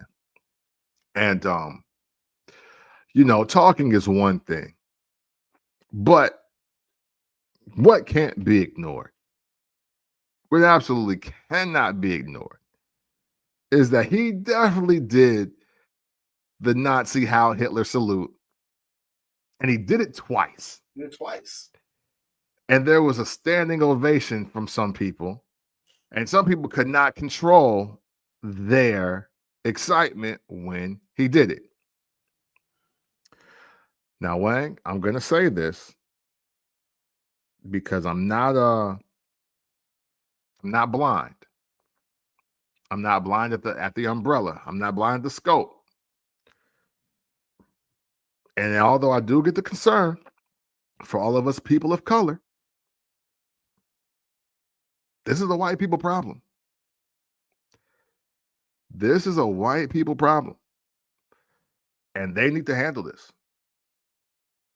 And I say that because if you really know what the Holocaust was and you really know what Hitler's motion was, he was creating genocide against his own people. So you had to look a certain white to survive or leave the country. Do with that information what you will, but that's just the cliff notes Again, there is a concern. I'm not saying it ain't.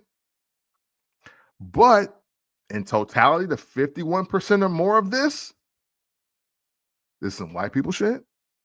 This is a white person's problem.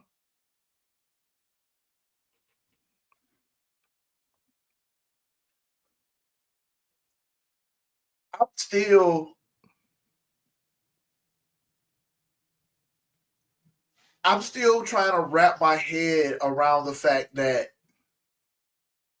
he did that shit. Man, listen. Because I didn't see him do it live. Mm-hmm. I didn't see it happen in real time. Yeah. I was on YouTube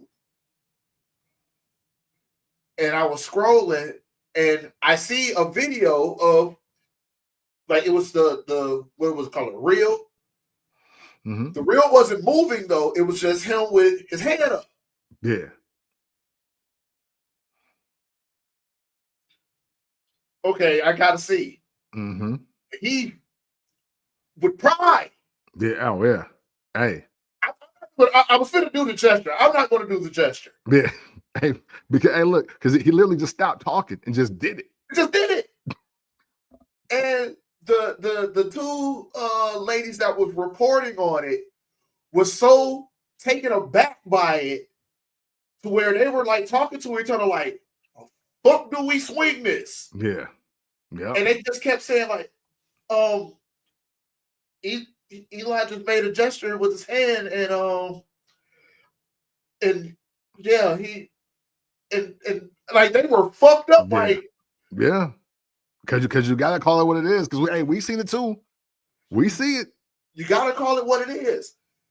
And like, still, like, this happened yesterday, and I cannot.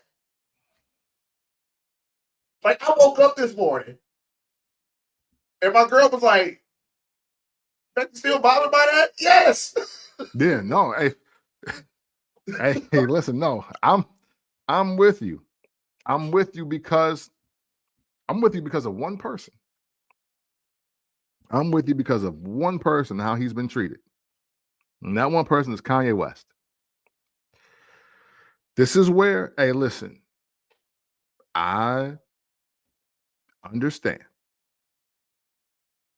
Because the same person that said George Bush doesn't care about black people is literally the same person that said slavery was a choice. I get that. But if you just Google, what did Kanye say about the Jewish community? You won't find a statement I feel is as inflammatory as that gesture on that stage at that time. You will not find it. And why I'm saying that it's a white person's problem, because when Kanye said slavery was a choice, y'all made that the black person's problem. Y'all made that our problem. Yeah. And maybe we fixed it, maybe we didn't. Because I know Van Lathan had the conversation with him at TMZ, expressed how he feel, and he changed his tune a little bit. But that's what I'm talking about. Because like when you say slavery, that's not like a choice to me. And y'all got on his ass, and then we got on his ass. So now, a white male in America has threw up the Nazi sign twice at the presidential inauguration. What are y'all gonna do about that? Sweep it under the rug. And hey, because I ain't seen no, hey, we need to get off X. I ain't seen no, oh, I'm crashing my Twitter in the river. I mean, I'm crashing my Tesla in the river. I ain't seen none of that. Because cancel culture only exists everywhere else. Yeah. They're not gonna cancel each other. We the only ones do that. Yeah. And see, and that's why I'm like, we're about to really find out what time it is from the American standpoint. Like, you know, we picked this this phrase cancel culture. We picked this phrase and we try to place it where it's easy. At least I'm gonna talk about black people. We black. I'm gonna talk about black people. Because it's easy to quote cancel a Chrisette Michele when she's not really selling albums, no way. Right. You know what I'm saying? Like her music, even though she was prepared to perform at the inauguration, her music isn't for the audience it was for anyway.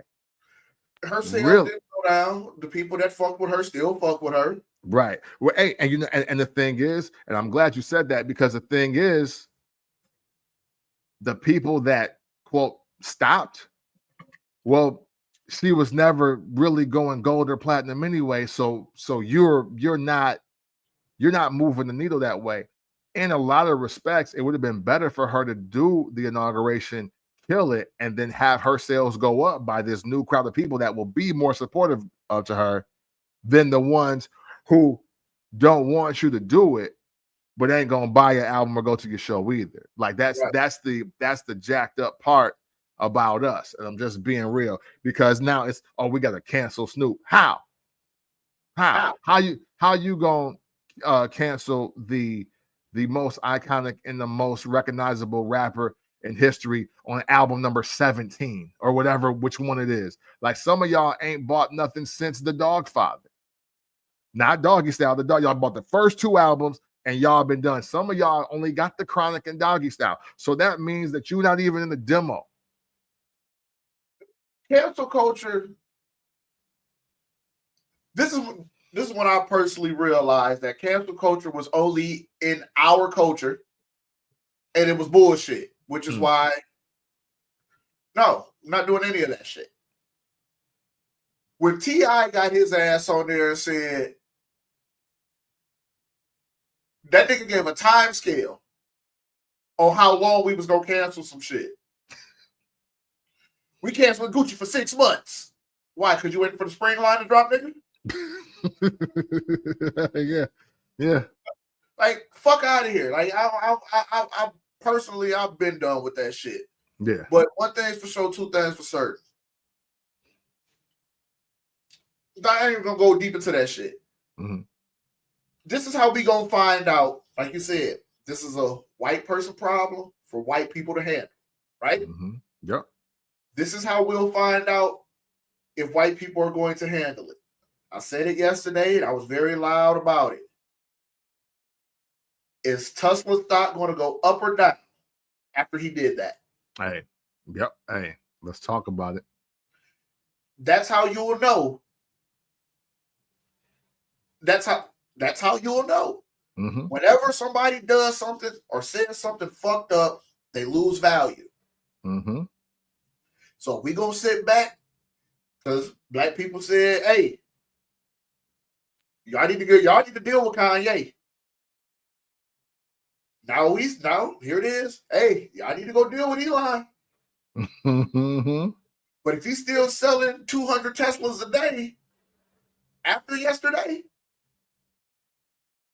all they're saying to us is deal with it for what? What do you do? All right, and I'm with you, and I promise I'm with you, because yeah, racism is real. Racism was real before he did that, though. Discrimination was real before he did that. Oh, another thing that Trump said he was going to get rid of was DEI, and I see too many people that look like me upset about that. And to those people, I want to say, what's so different from a person performing at the inauguration or at something that Trump is at for acceptance? You feel it's for acceptance or for approval or to be recognized by white people. How's that different from you wanting to be at a company that don't want you there? And you're hoping that a policy is in place for you to be there. How's it different? See, I'm here to play the game. I'm cool with playing the game. But we're not going to play the game one way for me. I want it on both sides. That's what she said. I want it on both sides.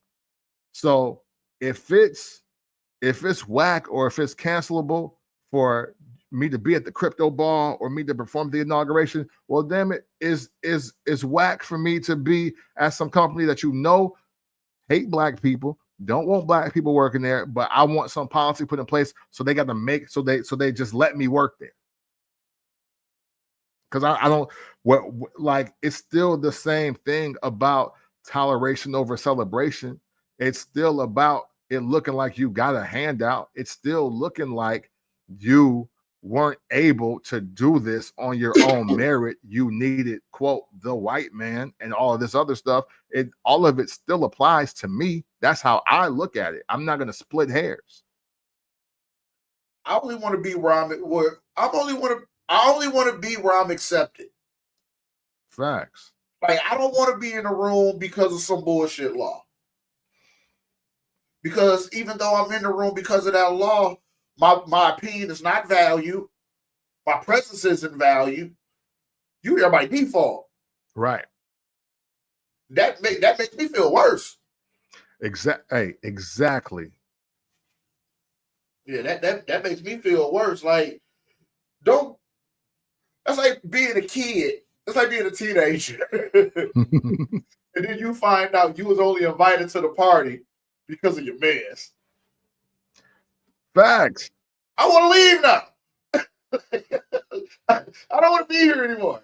Like, the only reason none of y'all wanted me here.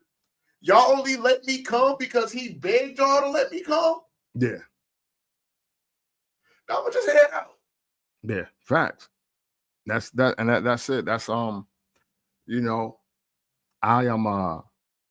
try to really be down with us and how we want to move, but unfortunately, we only making moves on each other, man. And honestly, that's my problem. I'm tired of black people only moving on black people. You know what I'm saying? Like, it ain't like, how come all of our greatest points of unity are when we're coming together to say that the other one of us is wrong? Because and we about to see on the flip side, one of the richest, if not the richest, white male in America around his other rich white male American friends get Nazi saluted twice. And I even seen what I believe is an accredited Jewish platform even caping for it. That's wild to me. That's wild. But yet, when a Sterling K. Brown or a Kanye West or a Chrisette Michele or a Snoop Dogg or a Nelly, because they make an appearance or they present a thought or an idea, we gotta make sure we call them out and let them know that they wrong, and we gotta do that for public display, and we gotta let white people know that we don't fuck with them either. Why are we doing that though? Why? Because somebody gotta explain that to me. Because a lot of people, for some odd reason, and me and you, we've had this conversation on this podcast. It's not validated until the white man approves it. Like, and I think you remember the episode. How many times you don't watch the BET Awards and they say, so-and-so ain't here, so I'll accept this award on their behalf. Mm-hmm. But all you motherfuckers make it to the Grammys. Hey. Yep. Hey. But why you make it to the Grammys? Because matter of fact, I want to say the conversation was about Kanye. It probably, I believe it was. Yeah, I believe it was. Constant need for validation from white people. Mm-hmm. The whole conversation, you ain't got the answer, Sway. Sway was saying, stop depending on them. Do it yourself. Yep. That's all Sway was saying. Yep. Kanye's backlash was, no, because if this white man doesn't say that it's great, it's not great. Yep. Yeah, you had a close line, but it wasn't Ralph, though. All for him to do what? Exactly what Sway said. Exactly what Sway said. I wonder if you ever apologized, Sway, for that shit. You know what? It was a tongue-in-cheek joke where he was like, "I guess Sway had the answers." I was like, "Yeah, that ain't that's you got to hit my that's line. not it. That's Yeah, not it. you got to hit my line and hope I don't slap the shit out you when I see you." Fuck that. The way you fucking jump down my throat, goddammit, on the fucking radio, you need to come back. Yeah. We're going back to that same studio. Yeah. And we're gonna sit in them same chairs. And we're gonna revisit this conversation. You don't get to just no. Yeah. So yeah, but no. It's most definitely just validation. And for some reason, if it's not for this morning, me and my girl was talking about this exact conversation. Mm-hmm. And they were talking about because I guess with Nelly doing what he did, now people are coming for Ashanti. And people that once supported Ashanti, like, fuck her too. That's your baby daddy. So if it's fuck him, it's fuck you. And she was just like, well, damn, what Ashanti do? I'm like, unfortunately, guilty by association. Mm-hmm. I'm like, but the problem is, us as a black delegation, we tend to turn our back on each other before we turn our back on anybody else. Yeah. Yep. That's the sad ass truth that we've been living with, that I've been living with for 41 years. Yeah, man. And it sucks. And it sucks. It's like, that's why it's difficult to take sides per issue. I don't think anything is right. I think what is very obvious is that right or wrong, the wealthy are sticking together. And notice how I said wealthy and not black or white. Because to me, Wang, that's what this really is. And I'm gonna ask you this question before we close out this topic. How do you feel about Trump, Bezos, Musk, Zucks, Elon, and Dana White all being on the same page? Like, they're on the same page. Like, this was the background next to the presidents of the United States. Literally the richest white men in America. Damn near, well, with them all added up. And then if y'all want to, because we won't leave them out, I believe I saw Logan Paul out there too. Mm-hmm. That was $1 trillion in a group huddle, in my estimation. So how do you feel just with the optics of that? One end, I'm not shocked because, like you just said, money gonna stick with money. Money gonna take care of money. Mm-hmm. You can't even sit at this table. Why? You ain't got enough money. Mm-hmm. And then on the other hand, it's scary because not only do you have the leader of the free world rubbing elbows with the richest white man in America. Mm-hmm. This could potentially make this man untouchable outside of his 4-year term. His 4-year term could be a 9-year term, 10-year term, 20-year term. Because with the way the world is set up now, when you have the money bagging you, you can't be touched. Yeah. As long as he stays in good graces with all of those wealthy men, we can't make. How do you stop him? If he wants something, with all of that money bagging him, and he could come up with a way to be like, this will make us more money if we do it this way. Mm-hmm. He doesn't have to wait to get approval. He has a team of fucking billionaires bagging him. Mm-hmm. My homeboys got all the money. We do it anyway. Yeah. Hey, and what was the one thing that everybody, no matter who they voted for, what was the one thing that everybody admired about Trump's first campaign? What, the wall? Nope. That he paid for it out of his own pocket. Oh, yeah. And I still don't understand why that was admired, motherfucker. Like, well, he was the epitome of wealth. Well, see, here's the deal. Let me show you how much America respects money. Because I know people that subscribe to the Kamala text to support campaign or whatever. Regular everyday people. Hey, can you give $10? You got $20. you got that brand new hip hop. You want to buy this? Panhandling for the money.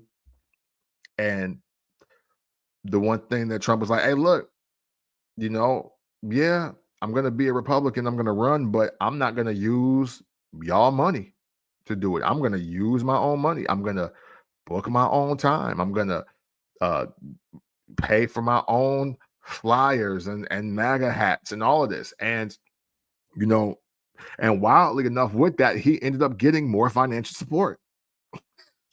You dig what I'm saying? Like, because no matter how you slice it, no matter what his energy was, no matter what his rhetoric was, the thing that was polarizing the most people is that, oh, well, he's anti-government, he's anti-politics, and he putting up the bread. Like, even your favorite black rapper was saying that.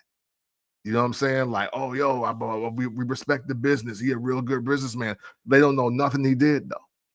So, and then the celebrity helps play a big factor. And he was already cool with, the multi-million and billionaires then.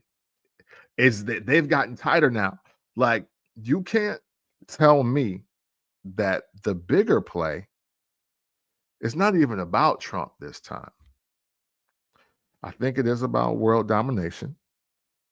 But I also think it's about things like getting his son buried in politics. He seems to be the one, like, what I'm saying? Like his son, his sons helped the last leg of his campaign, and they're the ones that got him on Joe Rogan, who, look, we already know he's not too far behind. I watched Dave Ramsey openly endorse Trump on his platform. It's no surprise, but when somebody like that is saying his name and they're putting the flag, that they're putting it there, like, it means something. So, all of the rich and powerful white buzzwords, Joe Rogan, Logan Paul, Mark Zuckerberg, Elon Musk, Jeff Bezos, Dana White, like Vince McMahon, like, you know what I'm saying? Like Linda McMahon, all of them. But the fact that those names are 6 degree, if that far, separation from the name Donald Trump, it's like, yeah, he's not even trying to be cool with the governor of Vermont. Like, he's not trying to be chummy with the senators of Illinois or whatever. Like, he was like, no, this is my team. I'm on the money team. He doesn't have to be. Yeah. Because every last one of those people that any governor, any mayor, if he wants something to happen in that city or in that state, hey, look, man, take this 100 million, man, and do that. Facts. And they're going to say, okay, how soon you want it done? Yep. And he knows that. I don't need to be your fucking friend. I don't need to be chummy with you. No, I don't got to invite you to the party. No, I don't got to show up to your Christmas party with a fucking gift. I'll buy you bitches. Mm-hmm. Yeah. Because, trust me, sitting through your whack-ass party, buying you is a lot easier and a lot more fun. Yeah. Nobody has to eat your mom's fucking green bean casserole, and I just buy you and we'll keep it moving. Yeah. Yep. Man, listen. Dude, I said it, maybe a week or two ago? Whether you like him or not, it's a fucking genius. Yeah, man. Because, I don't gotta like it to give you credit. Hey, facts, because there is such a thing as a super villain. There is such a thing as an evil genius. And he may be in both territories firmly, and it just is what it is. And unfortunately, the broke and the blind are his greatest foot soldiers. You know what I'm saying? This is no like, um, Donald Trump is Krang. You know what I'm saying? Elon Musk is Shredder. Dana White and Zuckerberg are Bebop and Rocksteady. All of you MAGA support, all you broke, trash, like destitute, poverty-ridden bastards out there that voted for him, y'all the foot soldiers. He don't give a fuck about none of y'all. And I want and that's why the Work from Home Act was signed, because he gonna catch some of y'all out in the street and let you lose your dumbass job. Even though he tried, hey, that Work from Home Act signed, like he eliminating that. That's so he can catch the other illegals. He's on the alien mission. He on the alien hunt. So that's what that is about too. But outside of that, for you foot soldiers out there, I want to tell the foot soldiers something before we move on in this topic. I still feel personally that the race war is a disguise. It's a disguise for the class war. And that's what we watched the beginning of after the inauguration, the class war. The rich looked like they were ready to eat the poor at that table. And that's bad news for everybody. So, real talk, I get it. Because it's easy to react to racism. It's easy to react to discrimination, because those are the things that have been the front line for American history as long as we ever have known. But houses are being made, buildings are being erected, cash is being consumed, stocks are being purchased, and a lot of us are so consumed about who hate me versus how I'm getting money, and that is why the wealth gap looks the way it does. I'm not telling anybody to be blind to racism, because it's a very real thing. But if you don't make this about improving your quality of life, if you don't really make this about gathering the people that get it and getting your money and getting out of your circumstance and getting your wealth game up, it's about to get really ugly. It's about to get really scary. And I hope you don't blame God for what you failed to do. I am being dead serious right now. You are never, hey, look, we live in the world where you shouldn't even expect everybody to like you anyway. You shouldn't even be expecting that off the rip. Yes. So now don't be wanting people to like you while you broke. Not in this administration.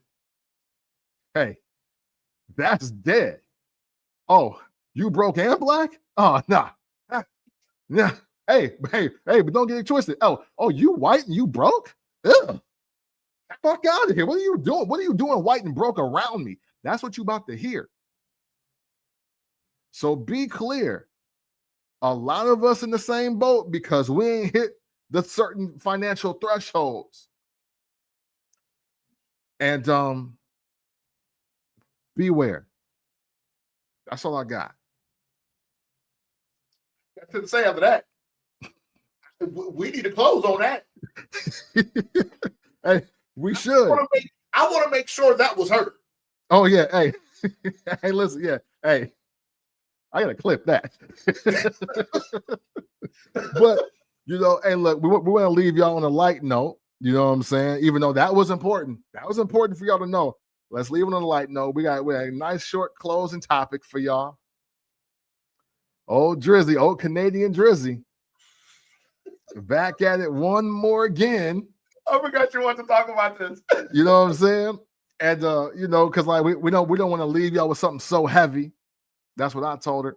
But we do got to talk here real quick, man. So in recent news, obviously, for those that are paying attention to music news, Drake's Australian tour, or at least his tour, is kicking off in Australia, because I think he's going to do some domestic dates as well. And I'm sure he's going to do some shows in Toronto. But Drake has reportedly, because I don't want to just put this on him. He's allegedly reported to have a ban on any patron coming into his show with PG Lang merch, with CTE, not Corporate Thugs and not the Concussion, Dreamville, TDE, any of that. If you're wearing any of that kind of apparel, you will be escorted out.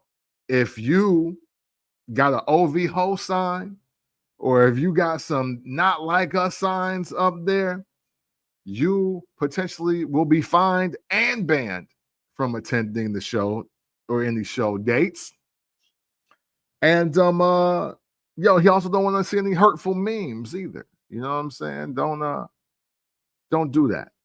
Don't do those things. Don't upset Aubrey Graham at his show, or you will be removed. Wang, what are your thoughts on it? I'm gonna say this in the most respectful way that I can, because it really doesn't pertain to everybody, but a lot of you sensitive ass light skins need to chill, man. Look, I'm not an artist.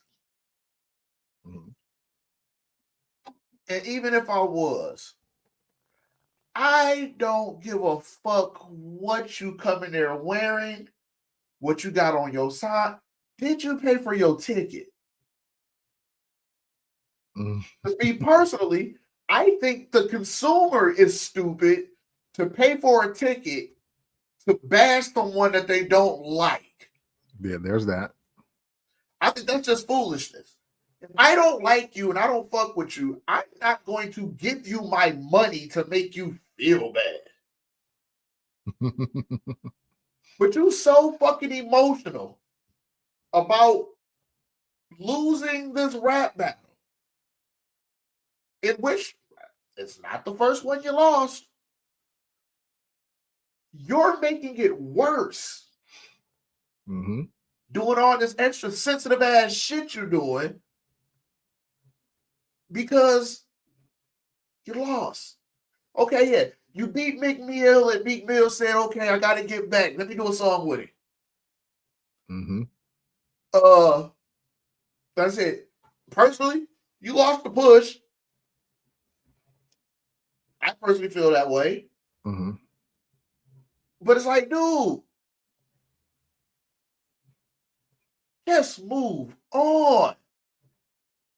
One thing about the world will move on once they realize it's not affecting you anymore.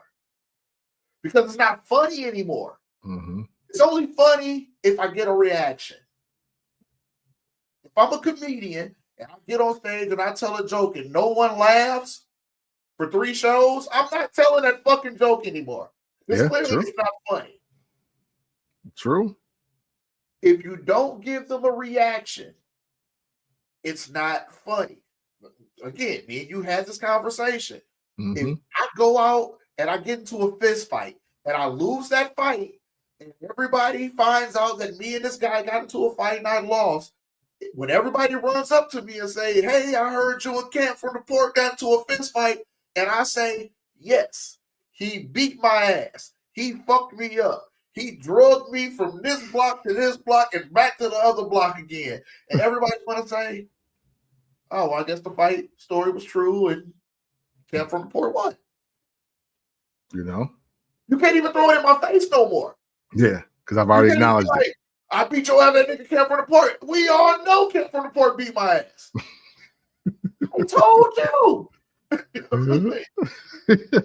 Own it. Go home. Go away. But you keep doing all this fuck shit. I want to sue Universal Music Group and I want to do this. Bro, you came from fucking YouTube streamers. RDC, these dudes watch anime.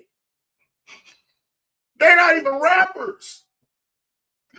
I said, no, it's not a rapper. He plays video games and screams at the microphone a lot. So you went from going for UMG, you done came for YouTube streamers. Oh, they were paid to be able to do, bro, just let it go. Yeah. God, now you're telling your fans what they can and can't wear. Yeah. So there is one I do agree with what you're saying, because literally what Drake is trying to do is avoid what he did to Meek Mill at OVO Fest when Back to Back was up. When he did the show, I think he had Meek on his shirt, and then when he did Back to Back, he had all the funny memes about him on the screen. So there's there's that, right? Then he ignited some kids to run up on Joe Budden's house, and he was chasing them with the rocks. That was one of the funniest moments on the internet ever. And basically, he just doesn't want what's good for the goose to be good for the gander. However, though, I'm going to shoot him a tiny bit of bail. No, tiny bit of bail, Wang, only because of this. I'm actually okay with this banning people, but no, I'm sorry, I'm not okay with the banning people. I'm okay with acknowledging the people there that are doing it, but if I'm Drake with what I have, my shows just get violent. I start beating people up with TDE hoodies on. I send people in the crowd, oh, OV, ho. Like, this is, I got your OV, ho, nigga. Like, that's what I'm about. Because look, is this any different from Ice Cube and the Lynch Mob versus NWA? Is this really any different from when Nas wanted to hang Jay-Z at Summer Jam and he called in that favor? People like, nah, don't let him do that to me. But it was cool when you had Prodigy's childhood pictures up there when he was dressed as Michael Jackson up there. You could do that though, right? but now that somebody ain't gonna turn the tables on you, Jay, now you're tight. Nah, hey, because, and I think I've said this a couple weeks ago, when the first lawsuit came out there, and I know if Jones ever hear this, he'll just laugh again. Drake's reaction to all of this is making Not Like Us the greatest diss track of all time, and it's not even close. Absolutely. So that's why I'm saying you got to start galvanizing and making it look like, hey, liking that song can get you hurt out here. Hey, what I would do, I'd have my DJ throw it on, see who dancing to know too many of the words, and have niggas punching them in their face in the crowd. I'm like, what? Say, Drake, I heard you like a like, yo, you bugging out. Like, hey, wait, we just gonna have a lot of well-whooped asses out of here. Hey, I tell you what, that's a damn way to prove a point. Yeah. And then I'll be like, hey, who want to hear it again? Who want to, hey, run it back, DJ. Who know all the words? Yeah, but I'm so biased in this whole conversation because, like I said, I'm not a fan of either. Mm-hmm. Right. But Drake, in just 1 year, you have almost made your whole legacy about this one song. Yeah. Every tidbit of music that you've put out in your entire discography, you have wrapped up in one song, and it's not even your song. Yeah, man. Yeah, and That that's unfortunate. pun intended. Your actions, no, you're not like us. With your actions, you're clearly not like us. And every day you do some fuck shit like that, you're solidifying that song. Mm-hmm. Just let it be. Because it beat people up. Yes, you're getting a point across, but then you got people like me that don't give a fuck either which way. It's like, sucker shit. Yeah. Stop being a sucker. You lost. If Drake would have just, if Drake would have did exactly what I said when I gave the example of the fist fight, if it would not like us came out, he would have been, if he would have said, you got it. You got it. Mm-hmm. I can't compete with that. Hey, and even could have did one of these. Yes, this has been an ongoing thing for years. Yes, I've been shooting indirects at you for a long time. I should have shut the fuck up because I was not expecting that. Mm-hmm.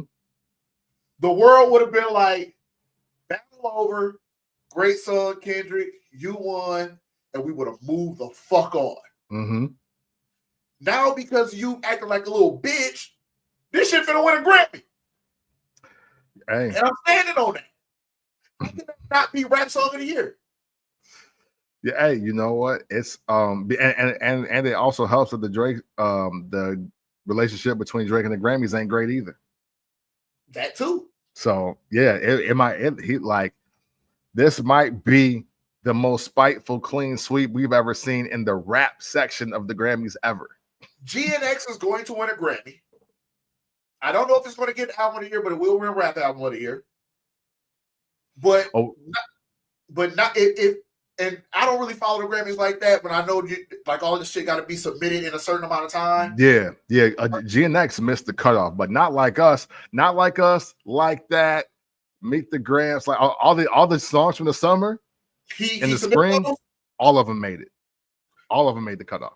You're not going to tell me that he's not going to. He may win Song of the Year. What rap song? He may win. What song was bigger than Not Like Us last year? There is no answer. I'll even give you time to think about that one, even though we ain't got the time. But giving a person time to think about that. There was no song bigger than that song. Mm-hmm. And I'm solely basing it off of the conversation that me and you had about K-Dot losing to what's Buddy, White Buddy. K-Dot losing. Ryan Lewis and Macklemore. Yeah. Like just solely based off of that. After that song dropped, all the goddamn all the black college bands goddamn had grabbed it, and the shit is being played in halftime shows, and the NBA is going off, and it's in between commercials, and it's being played, and you have talked your kryptonite into a Grammy. Mm-hmm. Yeah, man. Just shut the fuck up. Hey, it's difficult for him, but he got to though. He literally has to. He has to. You are that emotional.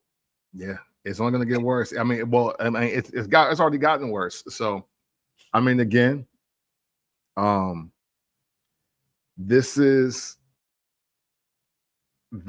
why I can't entertain Kendrick Lamar like debates anymore. I can't after this. I can't, because the legacy will always read, the history will always show. But hey, man, he made the top artists of his era obsessed with getting one song out of here, and he couldn't. You know what? So it's wild how one person's legacy can affect another so greatly. But that's exactly what we're getting here. That's exactly what we're seeing. It's hey man, hey look, he brought it on himself, bro. It just is what it is. I do believe in karma. I always have and I always will. Because, like I said, all the shots that you shot at this man, he's walked away so many times. He stayed silent so many times. And maybe in him, maybe it was just strategic on K-Dot's behalf. I would just keep being silent, make him feel like he just got it like that, let him get comfortable, and I'll pounce when I'm ready. Maybe that was the game plan all along. We don't know. Yeah, hey, you know what I'm saying? All I know is you went years shooting slugs at this man, and he never said anything back. And one day he just woke up, and him and Metro Boomin was in the same room, and he said, "Fuck all y'all. It's time to, it's time to do it. I want to do it now. Why now? I don't know. Why not?" No.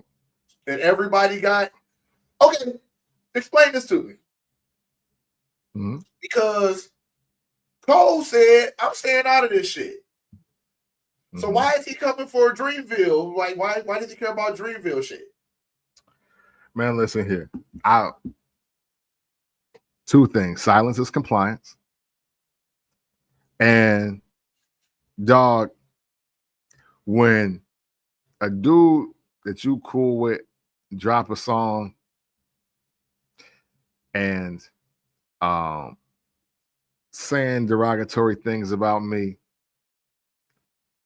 and you don't, not only do you not want to step in and inherit the beef, or at least try to make peace, you going out of your way on song to say how you cool with both of us, and I just want to talk to both of y'all. Yeah, nah, man, stay over there, man.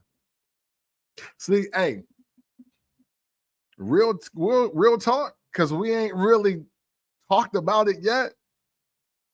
But J. Cole about to learn what it feels like to try to be everybody's friend and where that gets you as a grown man.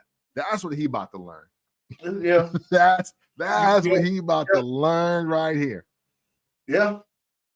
Because Kendrick's saying the exact same thing. Listen to GNX. He's saying, hey, man, you know, you talking all this shit like we cool, but why are you trying to, like, why are you bigging him up then? You know what we on. You ain't doing it. Rock ain't doing it. Soul ain't doing it. Like, yo, what's your angle? J. Cole need to stop trying to be everybody's friend. That's what he needs to stop doing. I agree with that. Like this, I'm all the way with the whole you want a new vibe and you don't want negative vibes, and we need to stay the fuck in the house, fam. Yeah, right. Hey, your wife and the kids just need to become real fucking chummy. Yep. Pick something. Don't rap about being the best rapper. Don't rap about how we friends. I most definitely don't want to hear that best rapper shit from him. I don't ever want to hear that shit from him ever again. He could drop the album of the motherfucking millennial, and I still won't give him best rapper vibe. You lost that. Yeah, you never had that. You know, I mean, hey, look, man. You know, if you want to engage, like, and what's so wild is that J. Cole probably had the power to keep this at just rap. Yeah. So hey, I'm said that to somebody, and the motherfucker gonna tell me, "Goddamn it, Kendrick ain't got time for that." This nigga the president. This nigga got like, fuck you, nigga's a rapper. Yeah, nigga, he don't got time. You know what I'm saying? This time ain't more important than nobody else's. Yeah, man. Hey, pick your side of the fence. Hey, pick your side of the fence, Jermaine. That's what you about to learn, man. You gotta sometimes. Hey, look, if you're not gonna squash the beef, then stay out the way. Unfortunately, a lot of people don't want to hear how you cool with both of them, especially both of them, with how this started. Like, they just don't want to hear that. Well, I would assume based off of these actions, he was forced to pick a side. Like you gotta ride with K-Dot now. Because Drake said, "Fuck you." Well, Kendrick said fuck you first, just in case. I remember. Touché, I remember. touché. Hey, on Euphoria, he said, I pray they're my friends, but if not, I'm YNW Melly. Google it if it went over y'all heads. If it went over y'all heads, Google it. That's what that means. I was like, ooh, that's why he got his ass right on that stage and apologized. And got out the way. I was so disappointed. That's like, that's it. They got out the way and apologized. And then dropped Port Antonio talking about, man, Drake, you did a lot for me. It's like, all right, bro. Oh, okay. Oh, that's what you're gonna do after Not Like Us drop? That's what you're gonna do? All right. I see that too then. I was so disappointed. Yeah. It is what it is. You know. But hey, man. Oh man, this was awesome. This was awesome. Live show for y'all. Oh, you like that? This was great. Hey, listen, I'll be back in a couple hours because it's Tuesday. So it's time for some music reviews, man. And we're gonna get right to it. Because I'm gonna be clipping this audio out. I won't tell you which one. You just stay tuned. Welcome back. Be back at like 8:15. How about that? Be back at 8:15. And we're gonna talk a little music. Don't forget the Creator-thon is still going on. It's going to be in February, and I hope you subscribe to the YouTube channel so you can win some prizes. But other than that, man, it's made in the 1980s. And we're so glad that y'all joined us for this conversation. And we want you to know that no matter how you feel about anything that we said, from second 1 to second 2 hour and 26 minutes and 15 seconds, that sincerely and consensually, it's love.